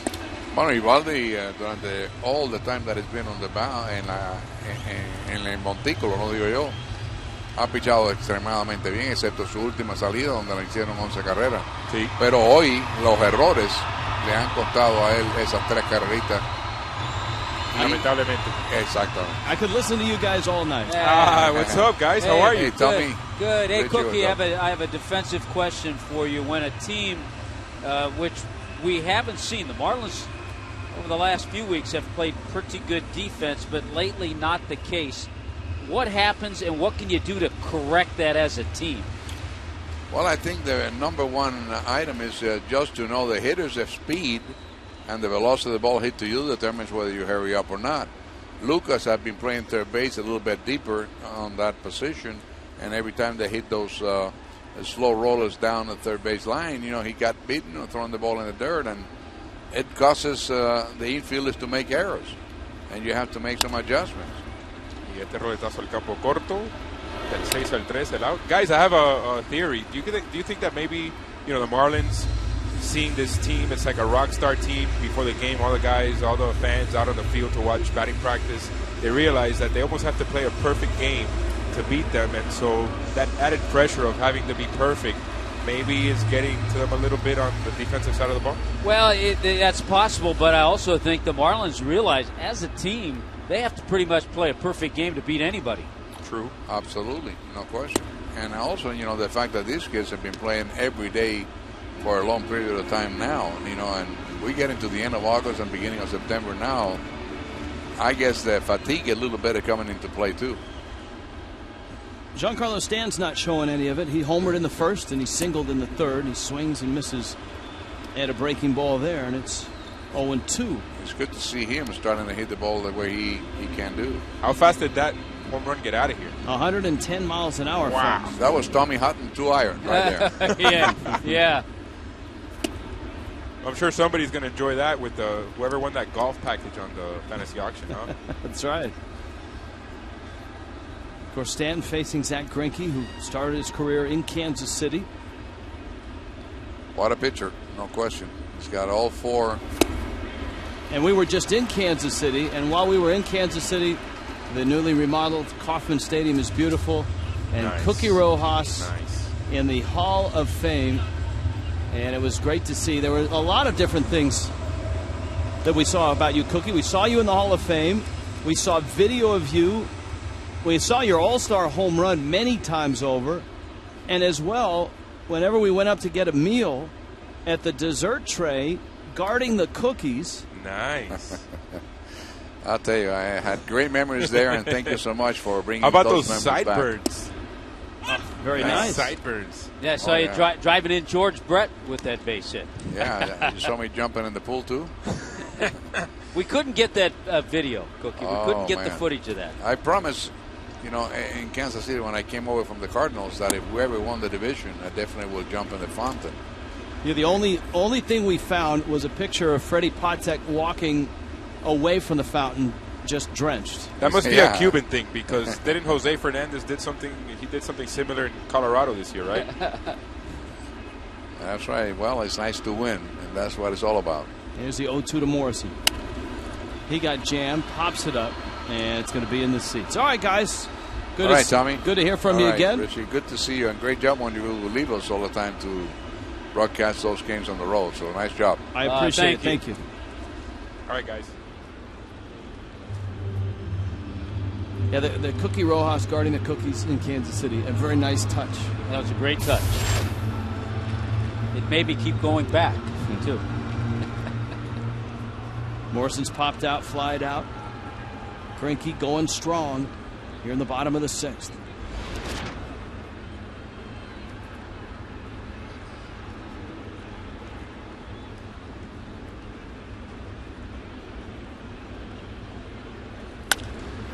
Romo drives this one to left. Crawford's out there, and he makes the catch in front of the Clevelander. 1-2-3 inning for the pitch. Greinke set down 7 in a row.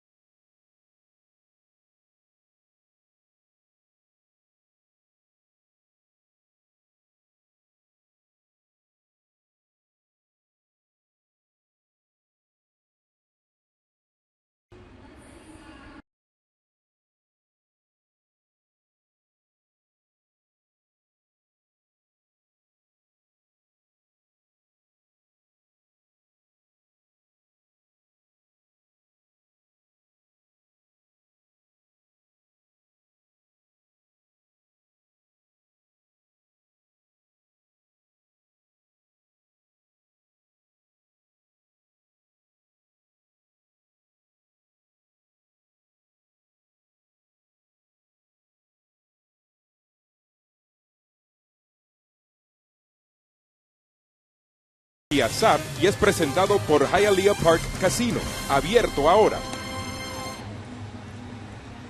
In Miami tonight, the Dodgers are rolling on right now. 3-1 lead. The Marlins have committed 3 errors, and that's a change. There was a change in the scoring on the bobble by Ed Lucas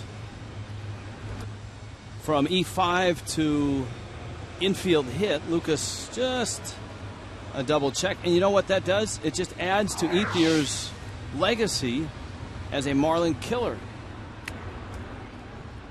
And so Ethier tonight has got 2 more hits against the Fish. He's pushing 400 now against the Marlins.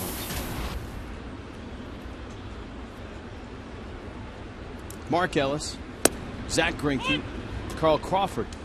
Aside from the 4th inning, Nathan Eovaldi has been solid, which is a great improvement from his last time out, and encouraging for the 23-year-old right-hander. Yeah, I think it's a good sign for any pitcher, especially a young pitcher, to have the kind of outing he had against San Francisco and then come back and realize that, okay, the work that I did in between starts and what he was able to do has paid off so far. Ellis into right. Time now for the Coors Light Freeze Can, brought to you by Frost Brewed Coors Light. This was the Jake Marisnick catch on a liner at his feet. Came flying in, stuck the landing, and held on to the ball.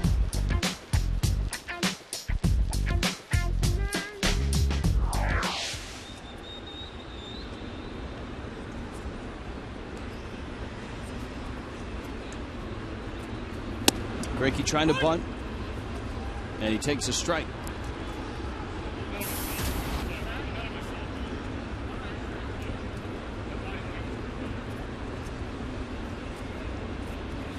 Long look down at third base. Tim Wallach, friend of the show, Dodger third base coach. Popped it up. Eovaldi makes the catch and holds on to it as Ellis retreats to first. Good decision, too, to hang on, not try to force something that wasn't there over at first. On Sunday, Marlins and Rockies finish off the homestand in a 3-game set at 1:10. It's a family Sunday. Kids get an Adani Echeverria 3-quarter baseball jersey, courtesy of Chevrolet. They get to run the bases after the game, do the kids in the Diamond Dash. Marlins.com, the place to go for tickets. Here's Crawford. Eovaldi takes a look over at Ellis at first.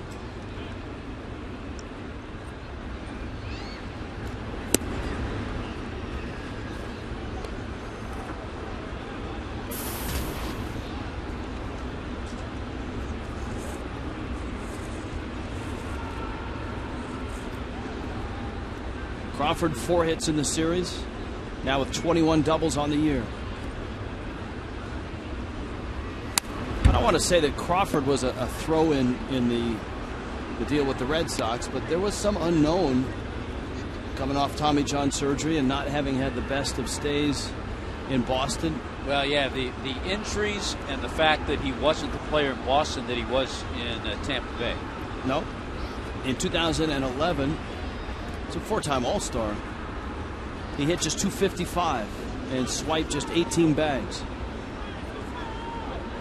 Just looking back at his career as a Tampa Bay Ray, an average year for him when he was with Tampa was 180 hits, 50 stolen bases, and 100 runs scored. That's not very average. Runner goes, and Crawford fouls it back. Looked like a hit and run. Mentioned earlier the active leader, Carl Crawford. Active leader in triples with 116.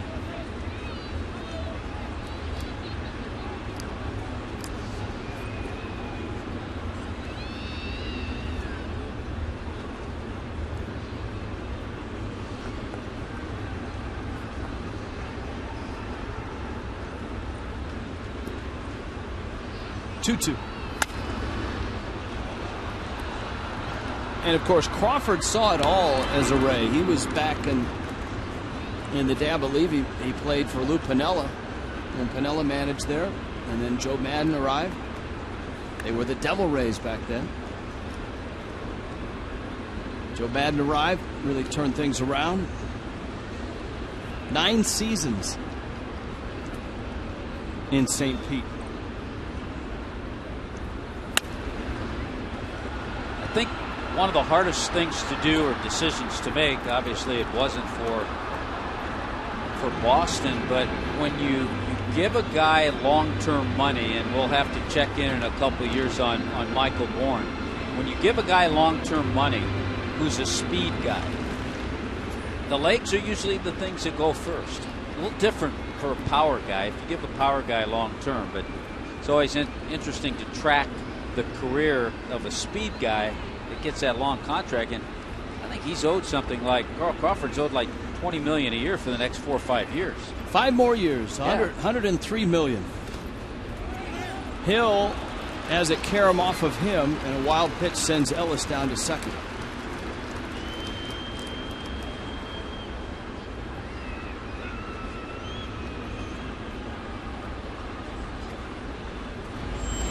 So when Crawford gets into that 34, 35, 36-year-old range, he's 31 now. You just have to see how the legs hold up. Players to be named later in that trade going to the Red Sox: Ivan DeJesus, James Loney, who now finds himself, of course, in St. Pete. Ball in the dirt. Crawford walks. Alan Webster, Jerry Sands, and Ruby De La Rosa. James Loney has kind of found himself this year.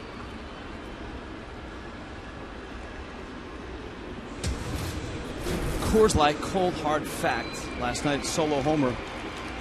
First 8th inning homer by an opponent at Marlins Park this season. That neither of us were aware of. With good reason.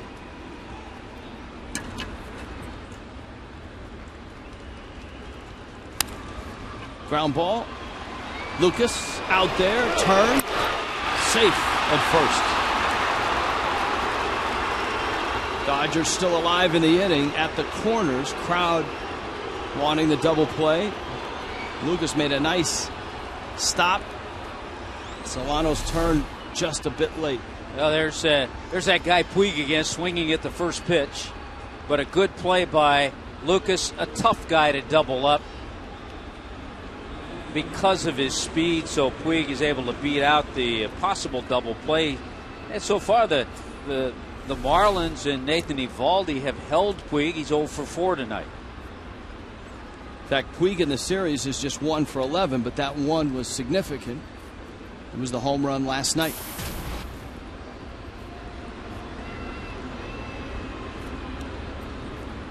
So he's 2 for his last 22. Yasiel Puig. Here he is coming out of the box. He knows this is a possible double play once he sees the ball picked, and then he slows up. Wow. I guess he knew he had it beaten. Maybe.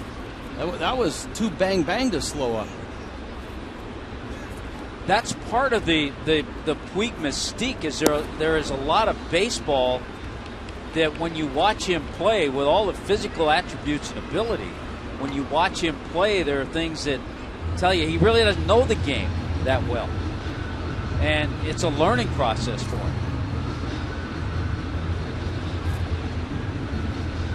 If he'd have been thrown out there, there might have been another meeting with Don Mattingly. That would have been a real learning process.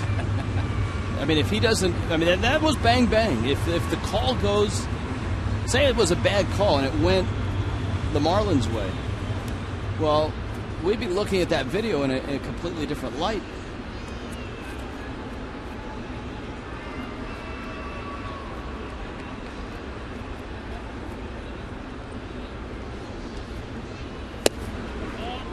I mean, he comes out of the box hard. That's because he thinks it's an extra base hit.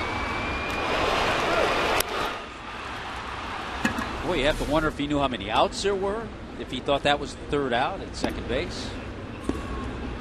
Or if he just figured he could downshift and still make it in time.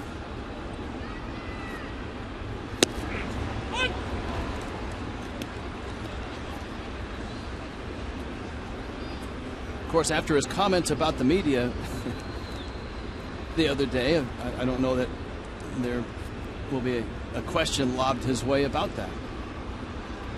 I'm sure the Dodger media would not lob that his way.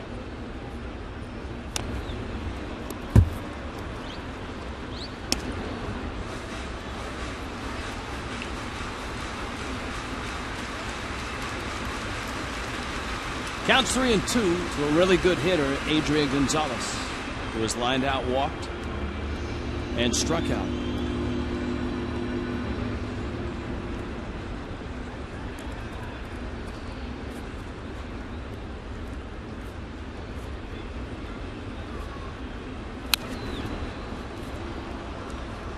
Valdi's still throwing hard. 107 pitches into this thing.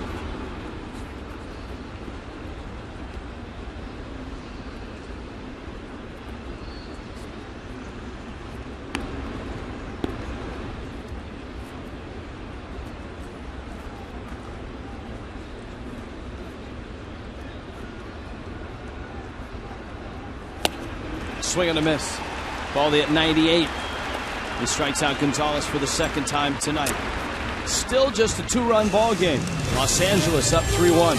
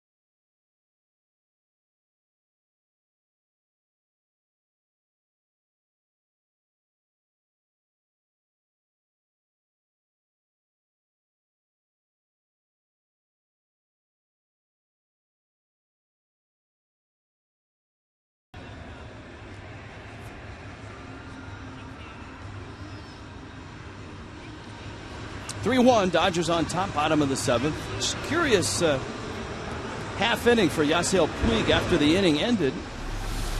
Puig went into the dugout and sat down for a good, I'd say, 90 seconds. And his team had taken the field. And was the last to leave the dugout after his teammates had already gone out. And just kind of casually found his way to right field.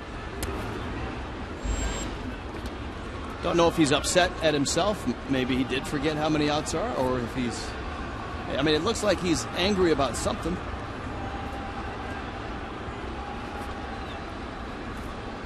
You know, he's angry. That's a nice bit of hitting there. Puig kind of nonchalants the ball in right. He's angry about the fact that he hasn't hit for the last 2 or 3 days, except for the home run last night. That's a process. That's part of this game, and it's a part of the game that he hasn't dealt with because of the success he had right off the bat. But because Eovaldi's pitched so well and kept it a 2-run game, just like that, the Marlins get the tying run to the plate. Ed Lucas with his second hit of the night. Now, Echeverria's 2 for 2. He singled and doubled. Marisnik to follow. Greinke into the bottom of the 7th.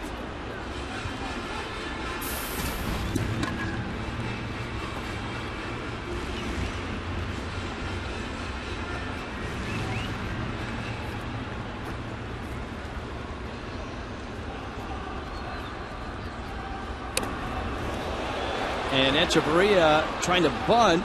It's a foul ball. The umpires called it a foul ball. The second base umpire, John Hirschbeck. Don Mattingly is coming out of the dugout. Here's a look. See, the ball hit him in the leg. And he was still in the batter's box at the time.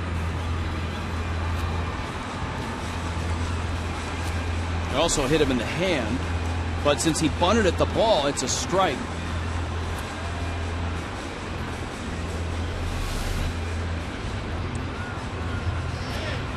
We want to kind of move the fingers around a little bit, not have them there, but it hit him in the foot. Although that's not an easy call for any umpire, really. yeah, actually, it's a call that the home plate umpire needs a little help from the guys out there. They have a little better angle, and that's what Mattingly's asking for.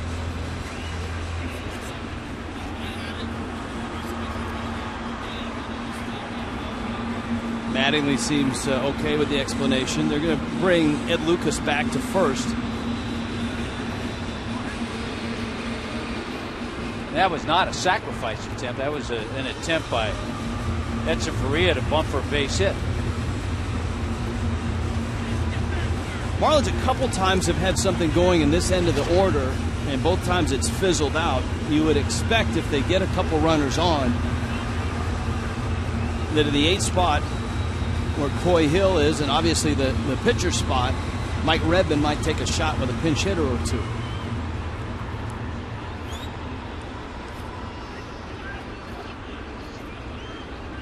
Counts 1 ball and 1 strike. Mattingly anticipating that has Paco Rodriguez, the left-hander, getting loose. And he was exceptionally nasty last night, striking out Jake Marisnick.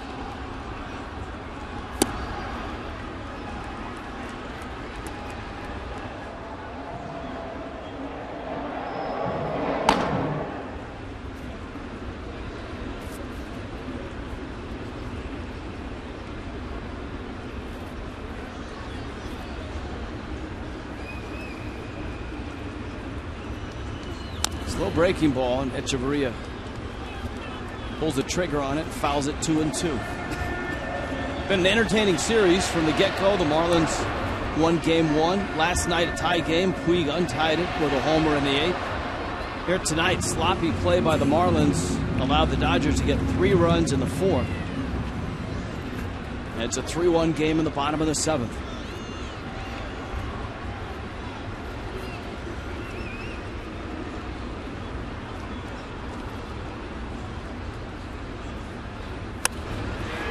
On the line, Hanley drops it. You can't do that. It's intentional. The batter's out. The runner stays at first. Hanley with the surprise look. Come on, Hanley, you know that. Give him the effort, though. But you know what? You give him. You're right. You give him credit for being industrious. Give him an A for effort. He knew if he didn't get caught doing that, he'd have an easy double play. But you can't fool second base umpire John Hirschbeck. John Hirschbeck all over that call.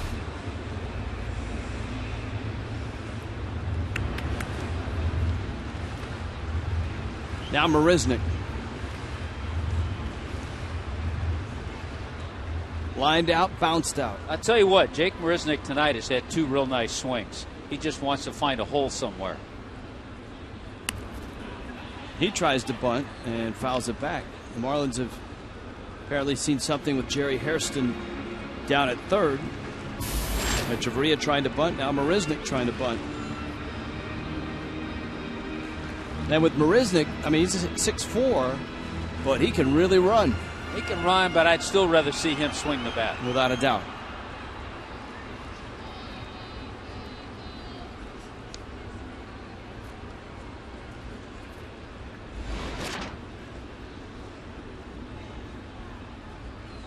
Slow breaking ball, lines it to left. Crawford there, and Marisnick hits another loud out. He has been on every ball tonight.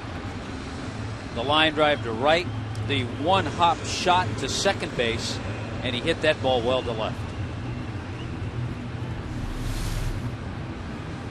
Hanging curveball, Greinke got away with one.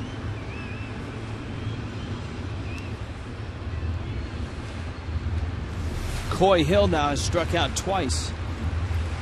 Checkers bring you Fox track 70 miles an hour on that hanging breaking ball.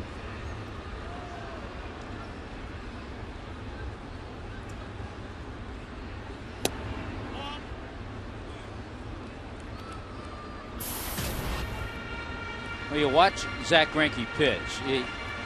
Tomorrow you'll see more overpowering stuff from Clayton Kershaw. You watch Greinke and you just see a pure pitcher.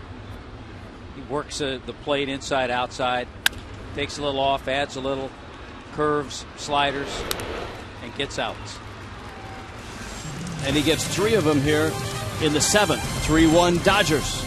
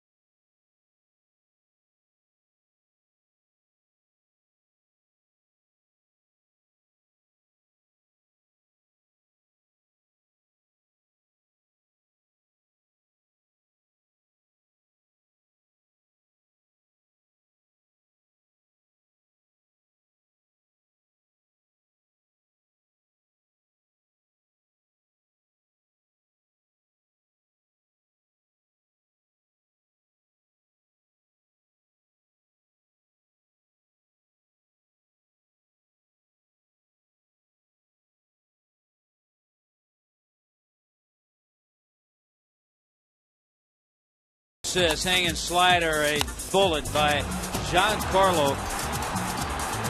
That's his 7th career home run against the Dodgers, number 16 on the year. Marlins had an early lead, but the Dodgers came back. An error charged to Ed Lucas. Marlins have made 3 of those tonight. Felo Ramirez with a double drives in a run. Andre Ethier, a Marlin killer, with another RBI base hit. And then an errant throw from Nate Eovaldi brought in the 3rd Dodger run. That's all they've scored. That's all the Marlins have scored. And now it's up to Ryan Webb to keep it a 3-1 ball game.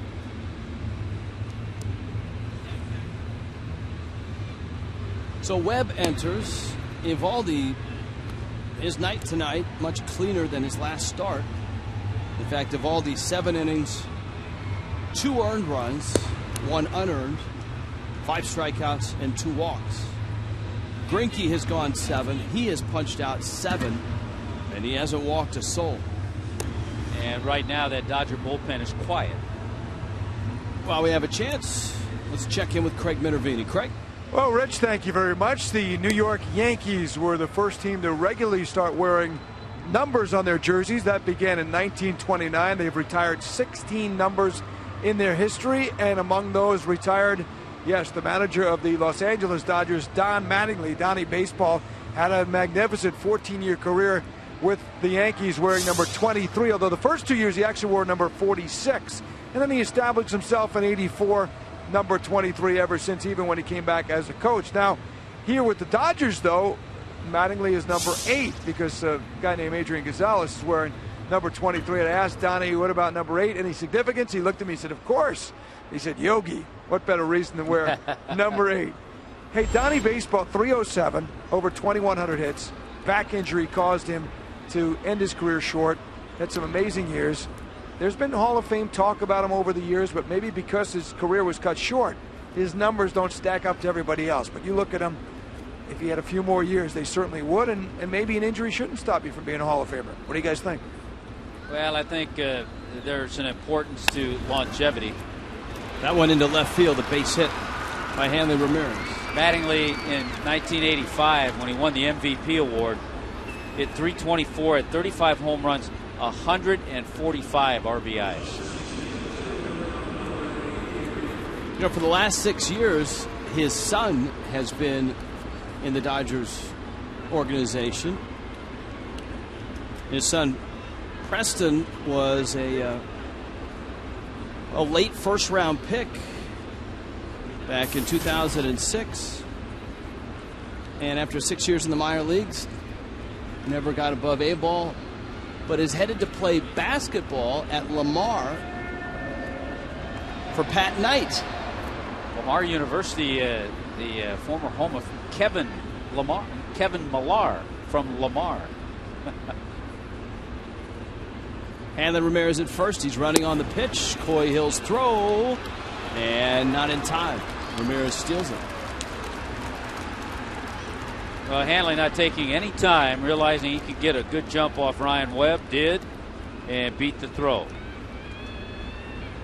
Something the Dodgers don't do a lot of, but they have some guys who certainly can run. For Hanley, you saw stolen base number 9. Hanley's 9 out of 10. Carl Crawford, their leader, has just 11 stolen bases. Ethier.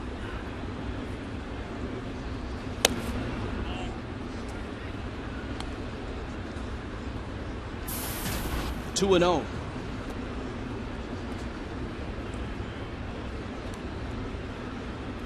Many thought when Puig flashed on the scene that Ethier's time would be in jeopardy. What would the Dodgers do? And of course, Kemp gets injured. Ethier moves to center. Ethier's having a fairly solid year. 25 doubles, 9 homers. It's a situation where sometimes they'll say that the best deal your team makes is the deal that you don't make. So by not getting rid of Ethier, it's all of a sudden become a key part.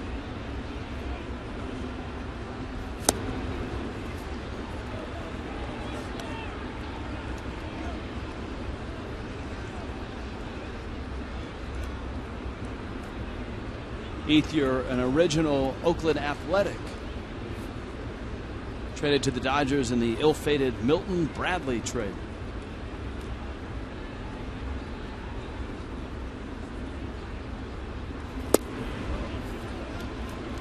And Ethier walks, and so Webb, a bit of a struggle to open up the 8th inning. See how the Dodgers play it. Nobody out. A.J. Ellis. One thing about A.J. Ellis, and we've seen in this series, the games he's played, he's always near the top of the list in guys who see a lot of pitches per plate appearance. That's one of the things that really stood out once he got to the big leagues was his on-base percentage. Last year at .270, and his on-base percentage was .373. So in a way, he was a lot like Carlos Ruiz last year. Ruiz has always had a very nice on-base percentage as a catcher. Tried to bunt, does, and it's foul. The last 2 games, last night's and tonight, here we are in the 8th inning. The Dodgers have had runners in scoring position 14 of the 17 innings.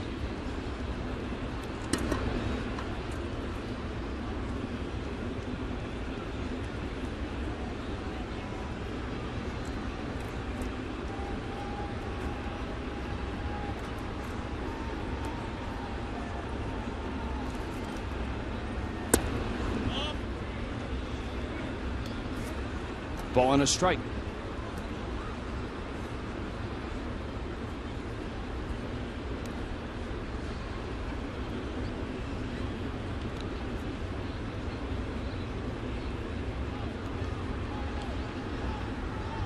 Dodgers with a comfortable lead in the West. Arizona 7.5 back. Firm bunt. And Lucas gets the out. Dodgers execute. That leaves it up to Jerry Hairston to try to drive in these runs. The Diamondbacks are actually closer in the wild card than they are in the West.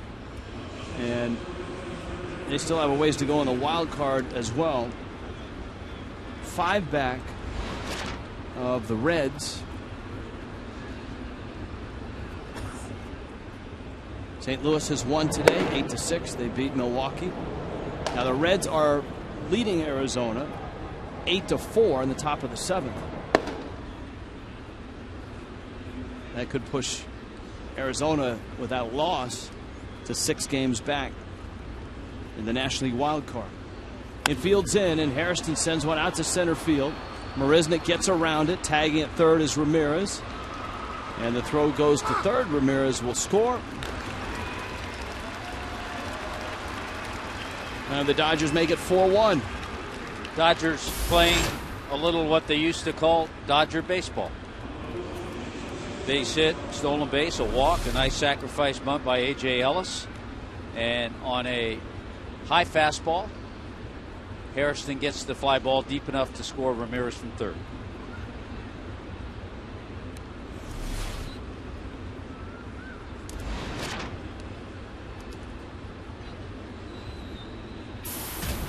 Now Mark Ellis in the 8 spot.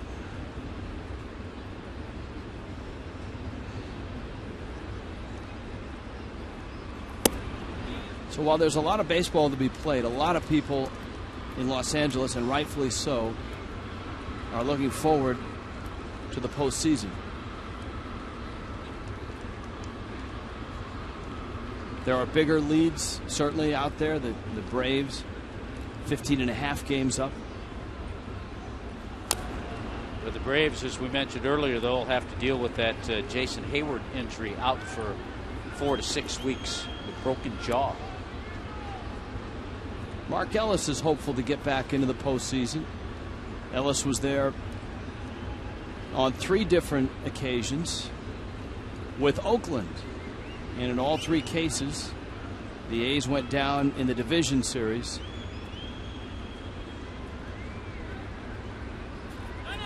Time called. Actually, in 06, Ellis appeared in 2 games in the division series, and Oakland won that series.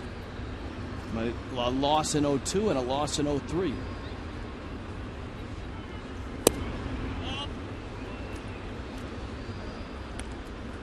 Nine years in Oakland, his second year as a Dodger.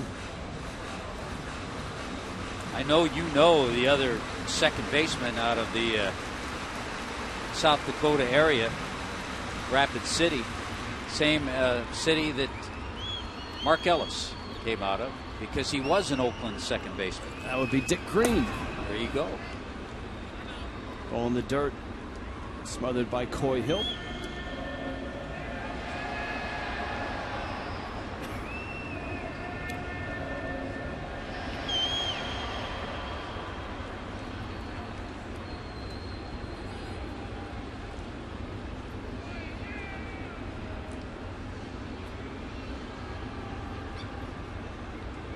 We're talking about Ellis's fielding percentage as a second baseman.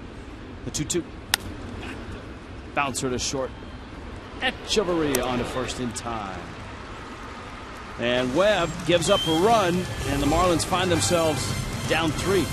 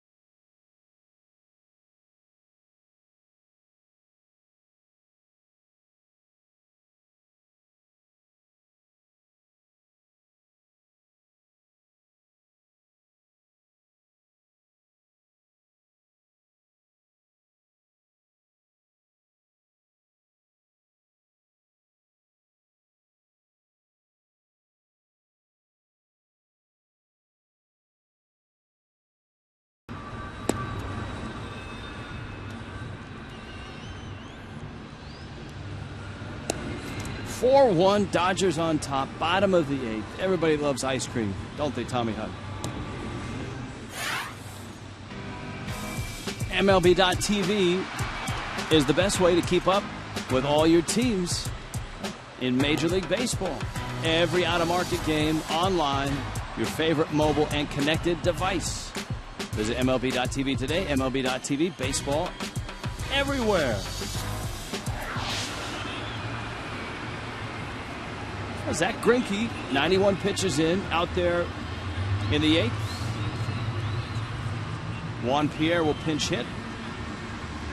Well, Greinke has this year, he has one complete game. It was a shutout. Just a 1-0 shutout against the Rockies. They'll be in town this weekend.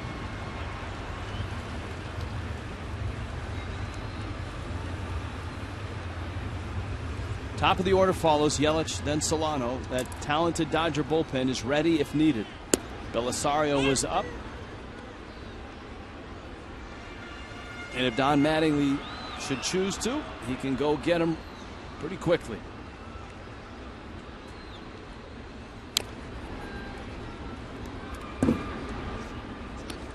Juan Pierre, a former Dodger.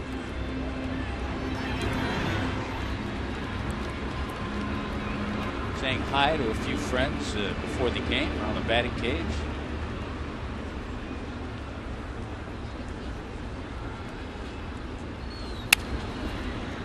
Got jammed, pulls the fastball. Ellis gets him.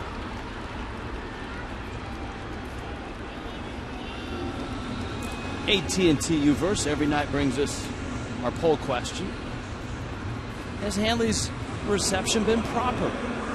56% say HR, no.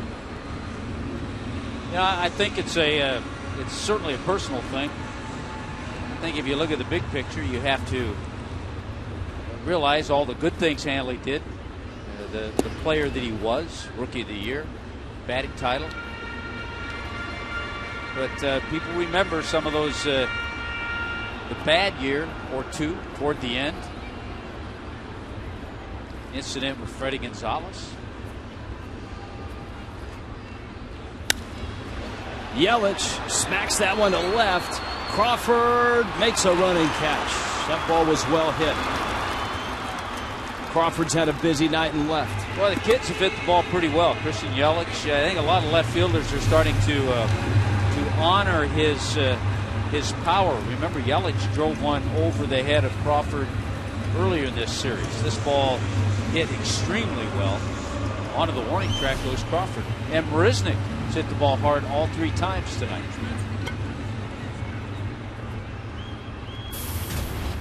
Here is Solano.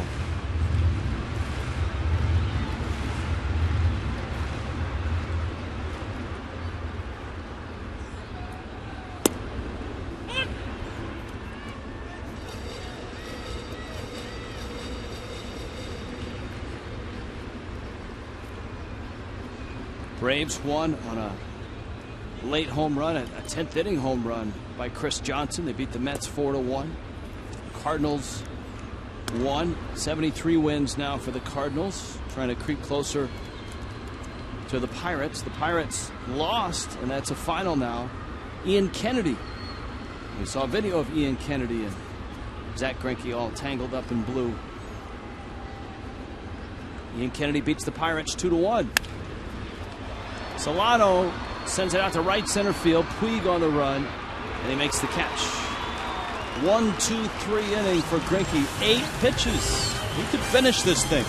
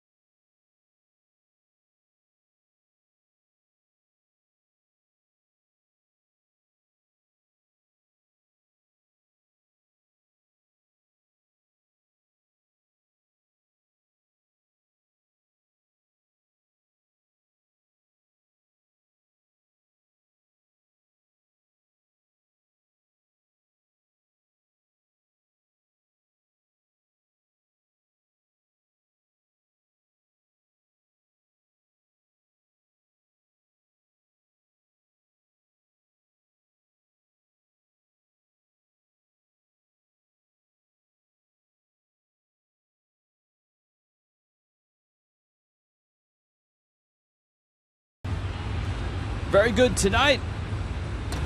Take the rest of the night off. Between innings, Don Mattingly with Greinke in the runway. And Greinke is all lined up to win his 12th ball game and go to 12-3. He's dropped his ERA under 3. He's at 2.91. Good point you brought up between innings, Rich, about possible Cy Young for this year. Well, Clayton Kershaw is probably outshining him in terms of raw numbers, and certainly on ERA and strikeouts, that's true. Greinke, though, I mean, it's tough to blink at 12-3. His ERA is nice too. It's 2.91. If Kershaw has a bump in the road and Greinke finishes strong,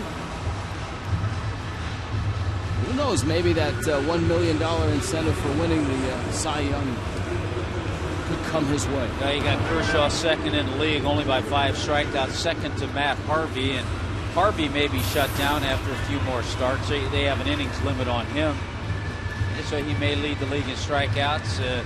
He's on his way to lead the league in ERA, unless he has a couple of really bad starts. That seems to be the thing to do right now with young starters. Harvey and Wheeler with the Mets facing possible innings limits. Jose Fernandez with the Marlins. I've heard they've considered doing that with young broadcasters as well, Tom. Innings limit. Yes.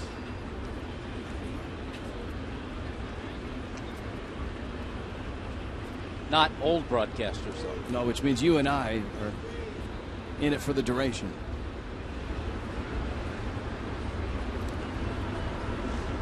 Juan Uribe. And Juan Uribe has enjoyed his stay here in Miami. 2 hits last night, 3 hits in the first game. And he hits in Greinke's spot, top of the 9th.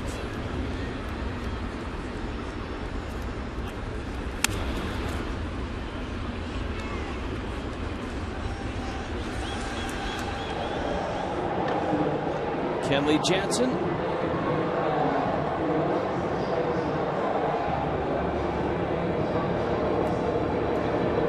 Big Dutch right-hander.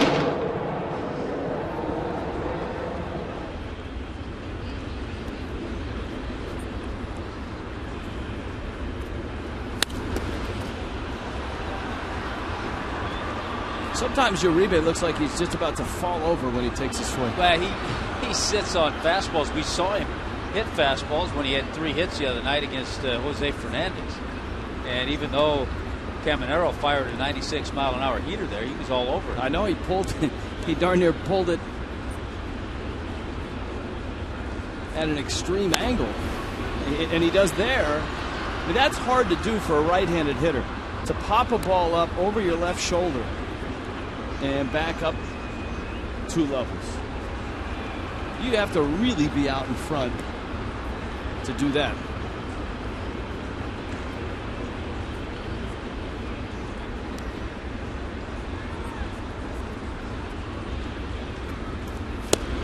And he's way out in front of that one. You pull that fastball so much, Caminero came back with a couple of nice sliders.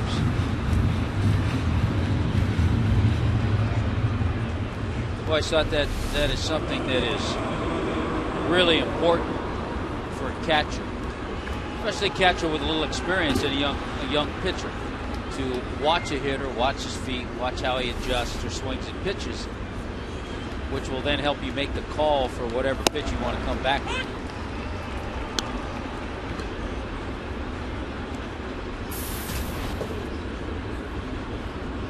Carl Crawford, busy night. He's been on base 3 times.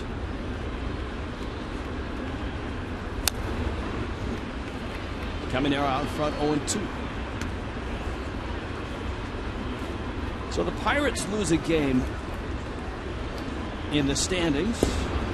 The Cardinals are a game back. We opened the night on Marlins Live discussing the postseason race in the National League, and the focus obviously is on the Central, with the Reds opening play 3.5 back, the Cardinals 2 back.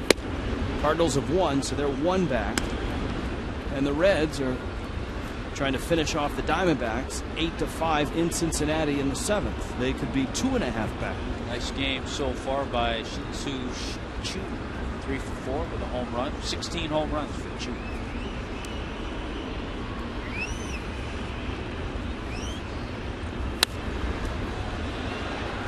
I always say that a little better when we're in Cincinnati because I get in a groove. Shin-Soo Choo? Shin-Soo Choo, yeah.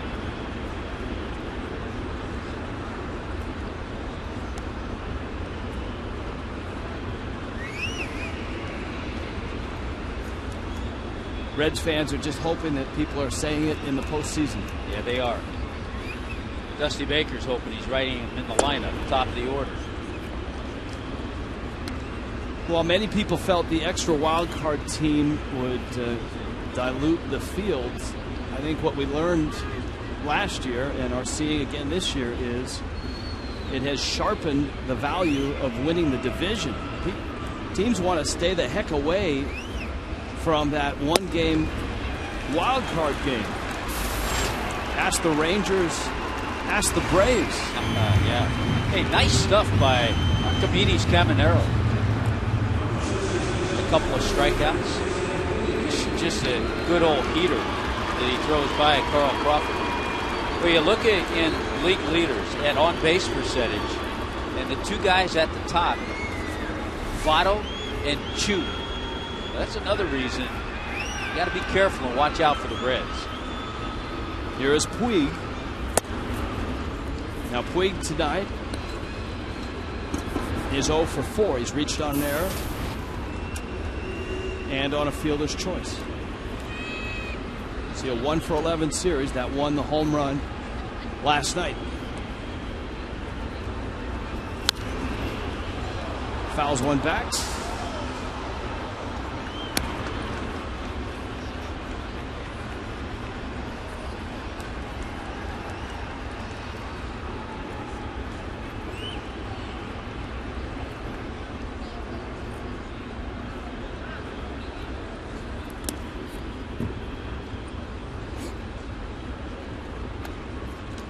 Remember, Puig came into the series with an 0 for 5 game. But you mentioned 1 for 11, just 2 for his last 22.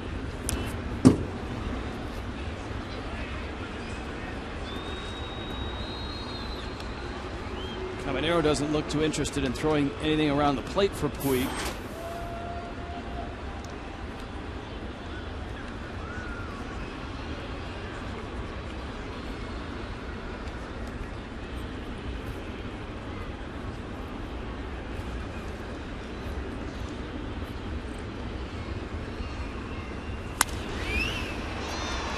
Fly ball right field. Stanton is there. And he makes the catch. 1-2-3 inning for Caminero. Marlins down 3. Headed to the bottom of the 9th.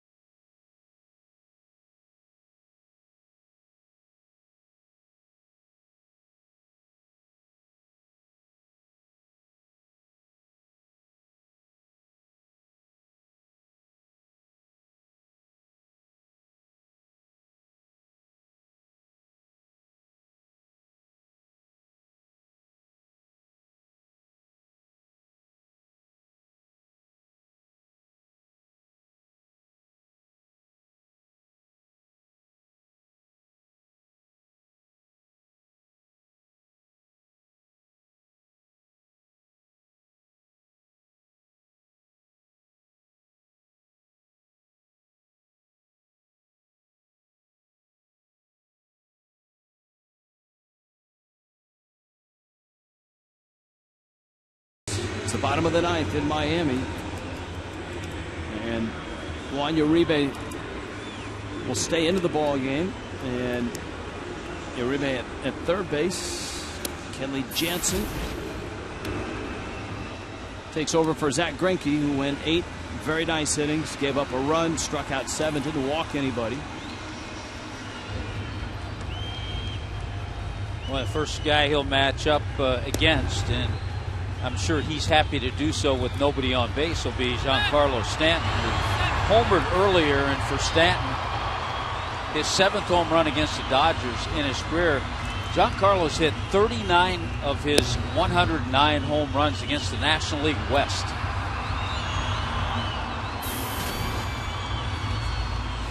Eight against the Giants, 5 against the Padres, 10 against the Rockies, and 9 against the Diamondbacks.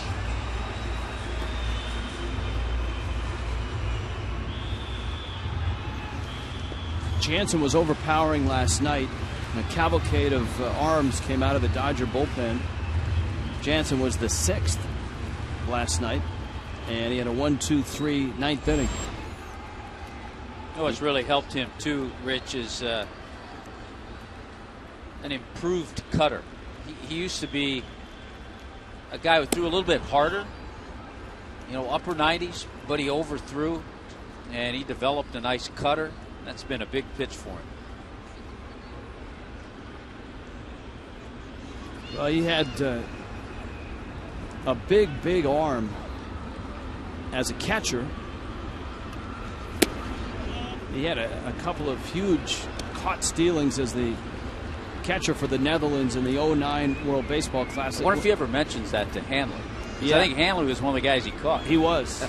I mean, and that was an all-star Dominican team that they took down twice with, let's see, Tejada, Reyes, Hanley, Big Papi.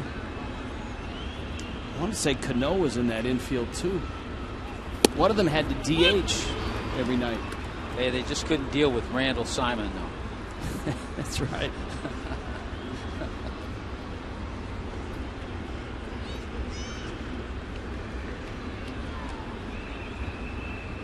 Stanton waits, 2-1 coming.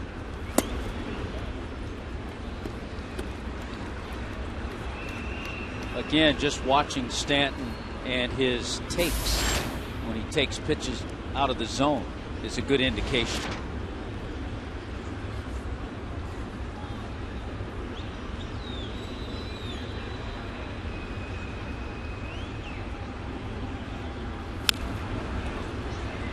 Fouls that one straight back. And it's 3-2. Now the Marlins knew coming into tonight they were going to see the two best the Dodgers had in Greinke and Kershaw. They got 8 innings and just 1 run against Greinke tonight. Kershaw goes tomorrow. Henderson, Alvarez for the Fish. You see, we start Marlins Live at noon. 12:30 ball game starts, so a little lunch with the Fish tomorrow.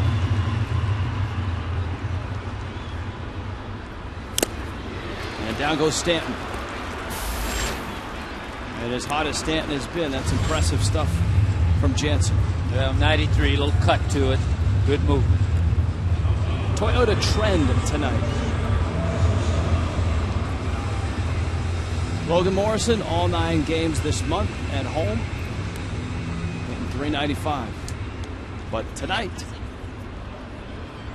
he's 0 for 3. Lined out to left his last time up.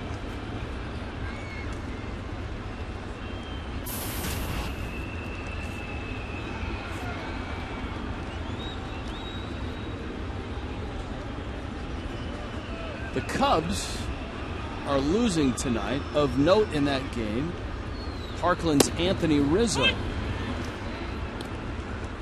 has homered twice. Ah, very nice. Against Washington starter Ross Ollendorf, who we determined the other night is the smartest man in baseball.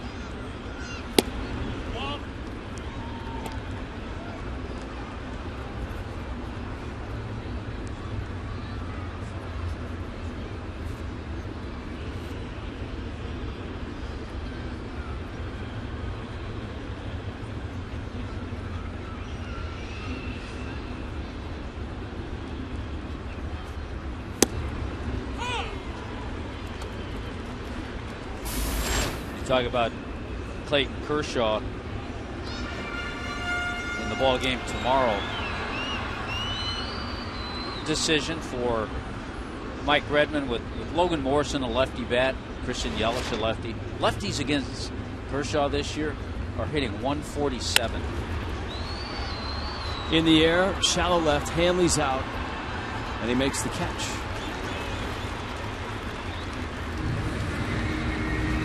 So Jansen is looking a lot like last night.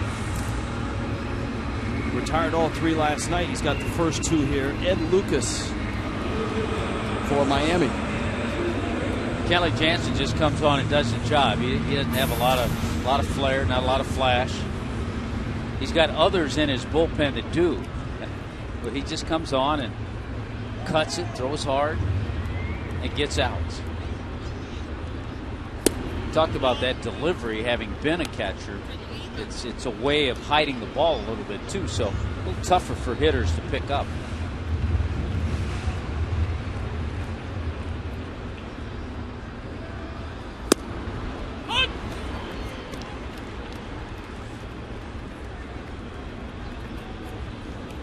I mean, you've got to know, just like the knuckleball, that every pitcher has fooled around with the cutter, especially every reliever watching what that one pitch did for Mariano Rivera. Because it sounds easy, much like the knuckleball.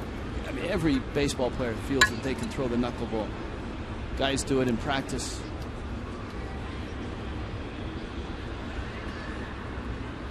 Think about the cutter. You're putting a little more pressure on your index finger, and there are some who say that'll put a strain on the elbow.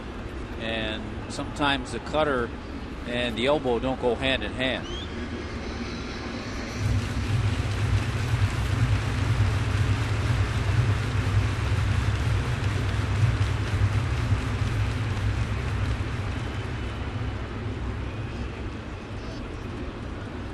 The 3-1 pitch. That's a strike.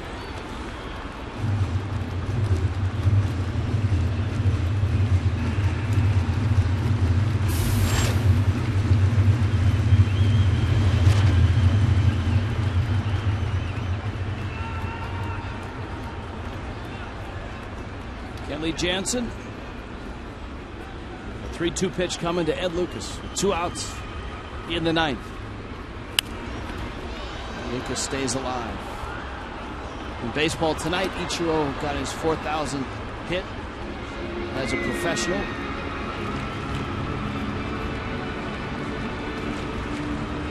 (1,278) of those hits came in Japan.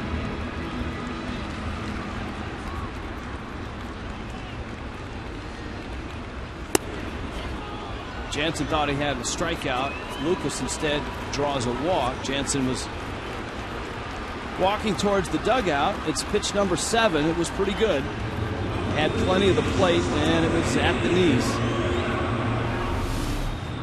Well, the bottom line's been a pretty nice night for Ed Lucas. He's been on base 3 times, couple of singles, and drawing that walk. So it's not done yet. Echeverria now. Ichiro has 2,722 hits in the major leagues. And remember, in Japan, their schedule is shorter. It's 142, 144. Yeah, a little over 140 games. That was the odd stat that Nori Aoki of the Brewers is the only player in Japanese history to have 2 200-hit seasons. Ichiro never did that.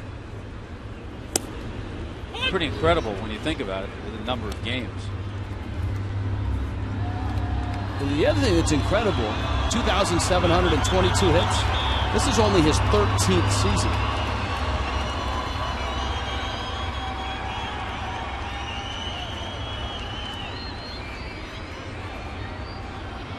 Lucas will take second. Breaking pitch misses outside, and Jansen still trying to find the strike zone. After walking Lucas, he's fallen behind 2-1 to Echeverria. 2 hits tonight for Etch, a single and a double.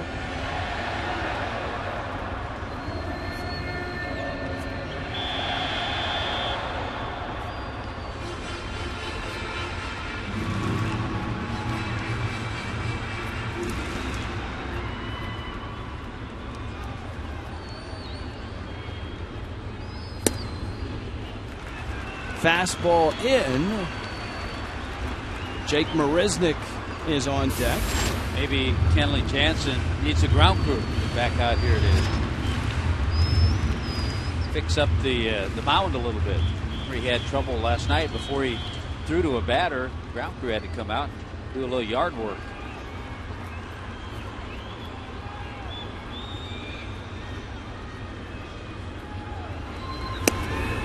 And a swing and a miss.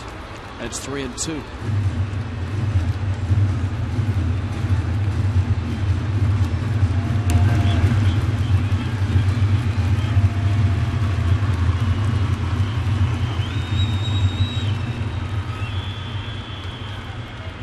Full count.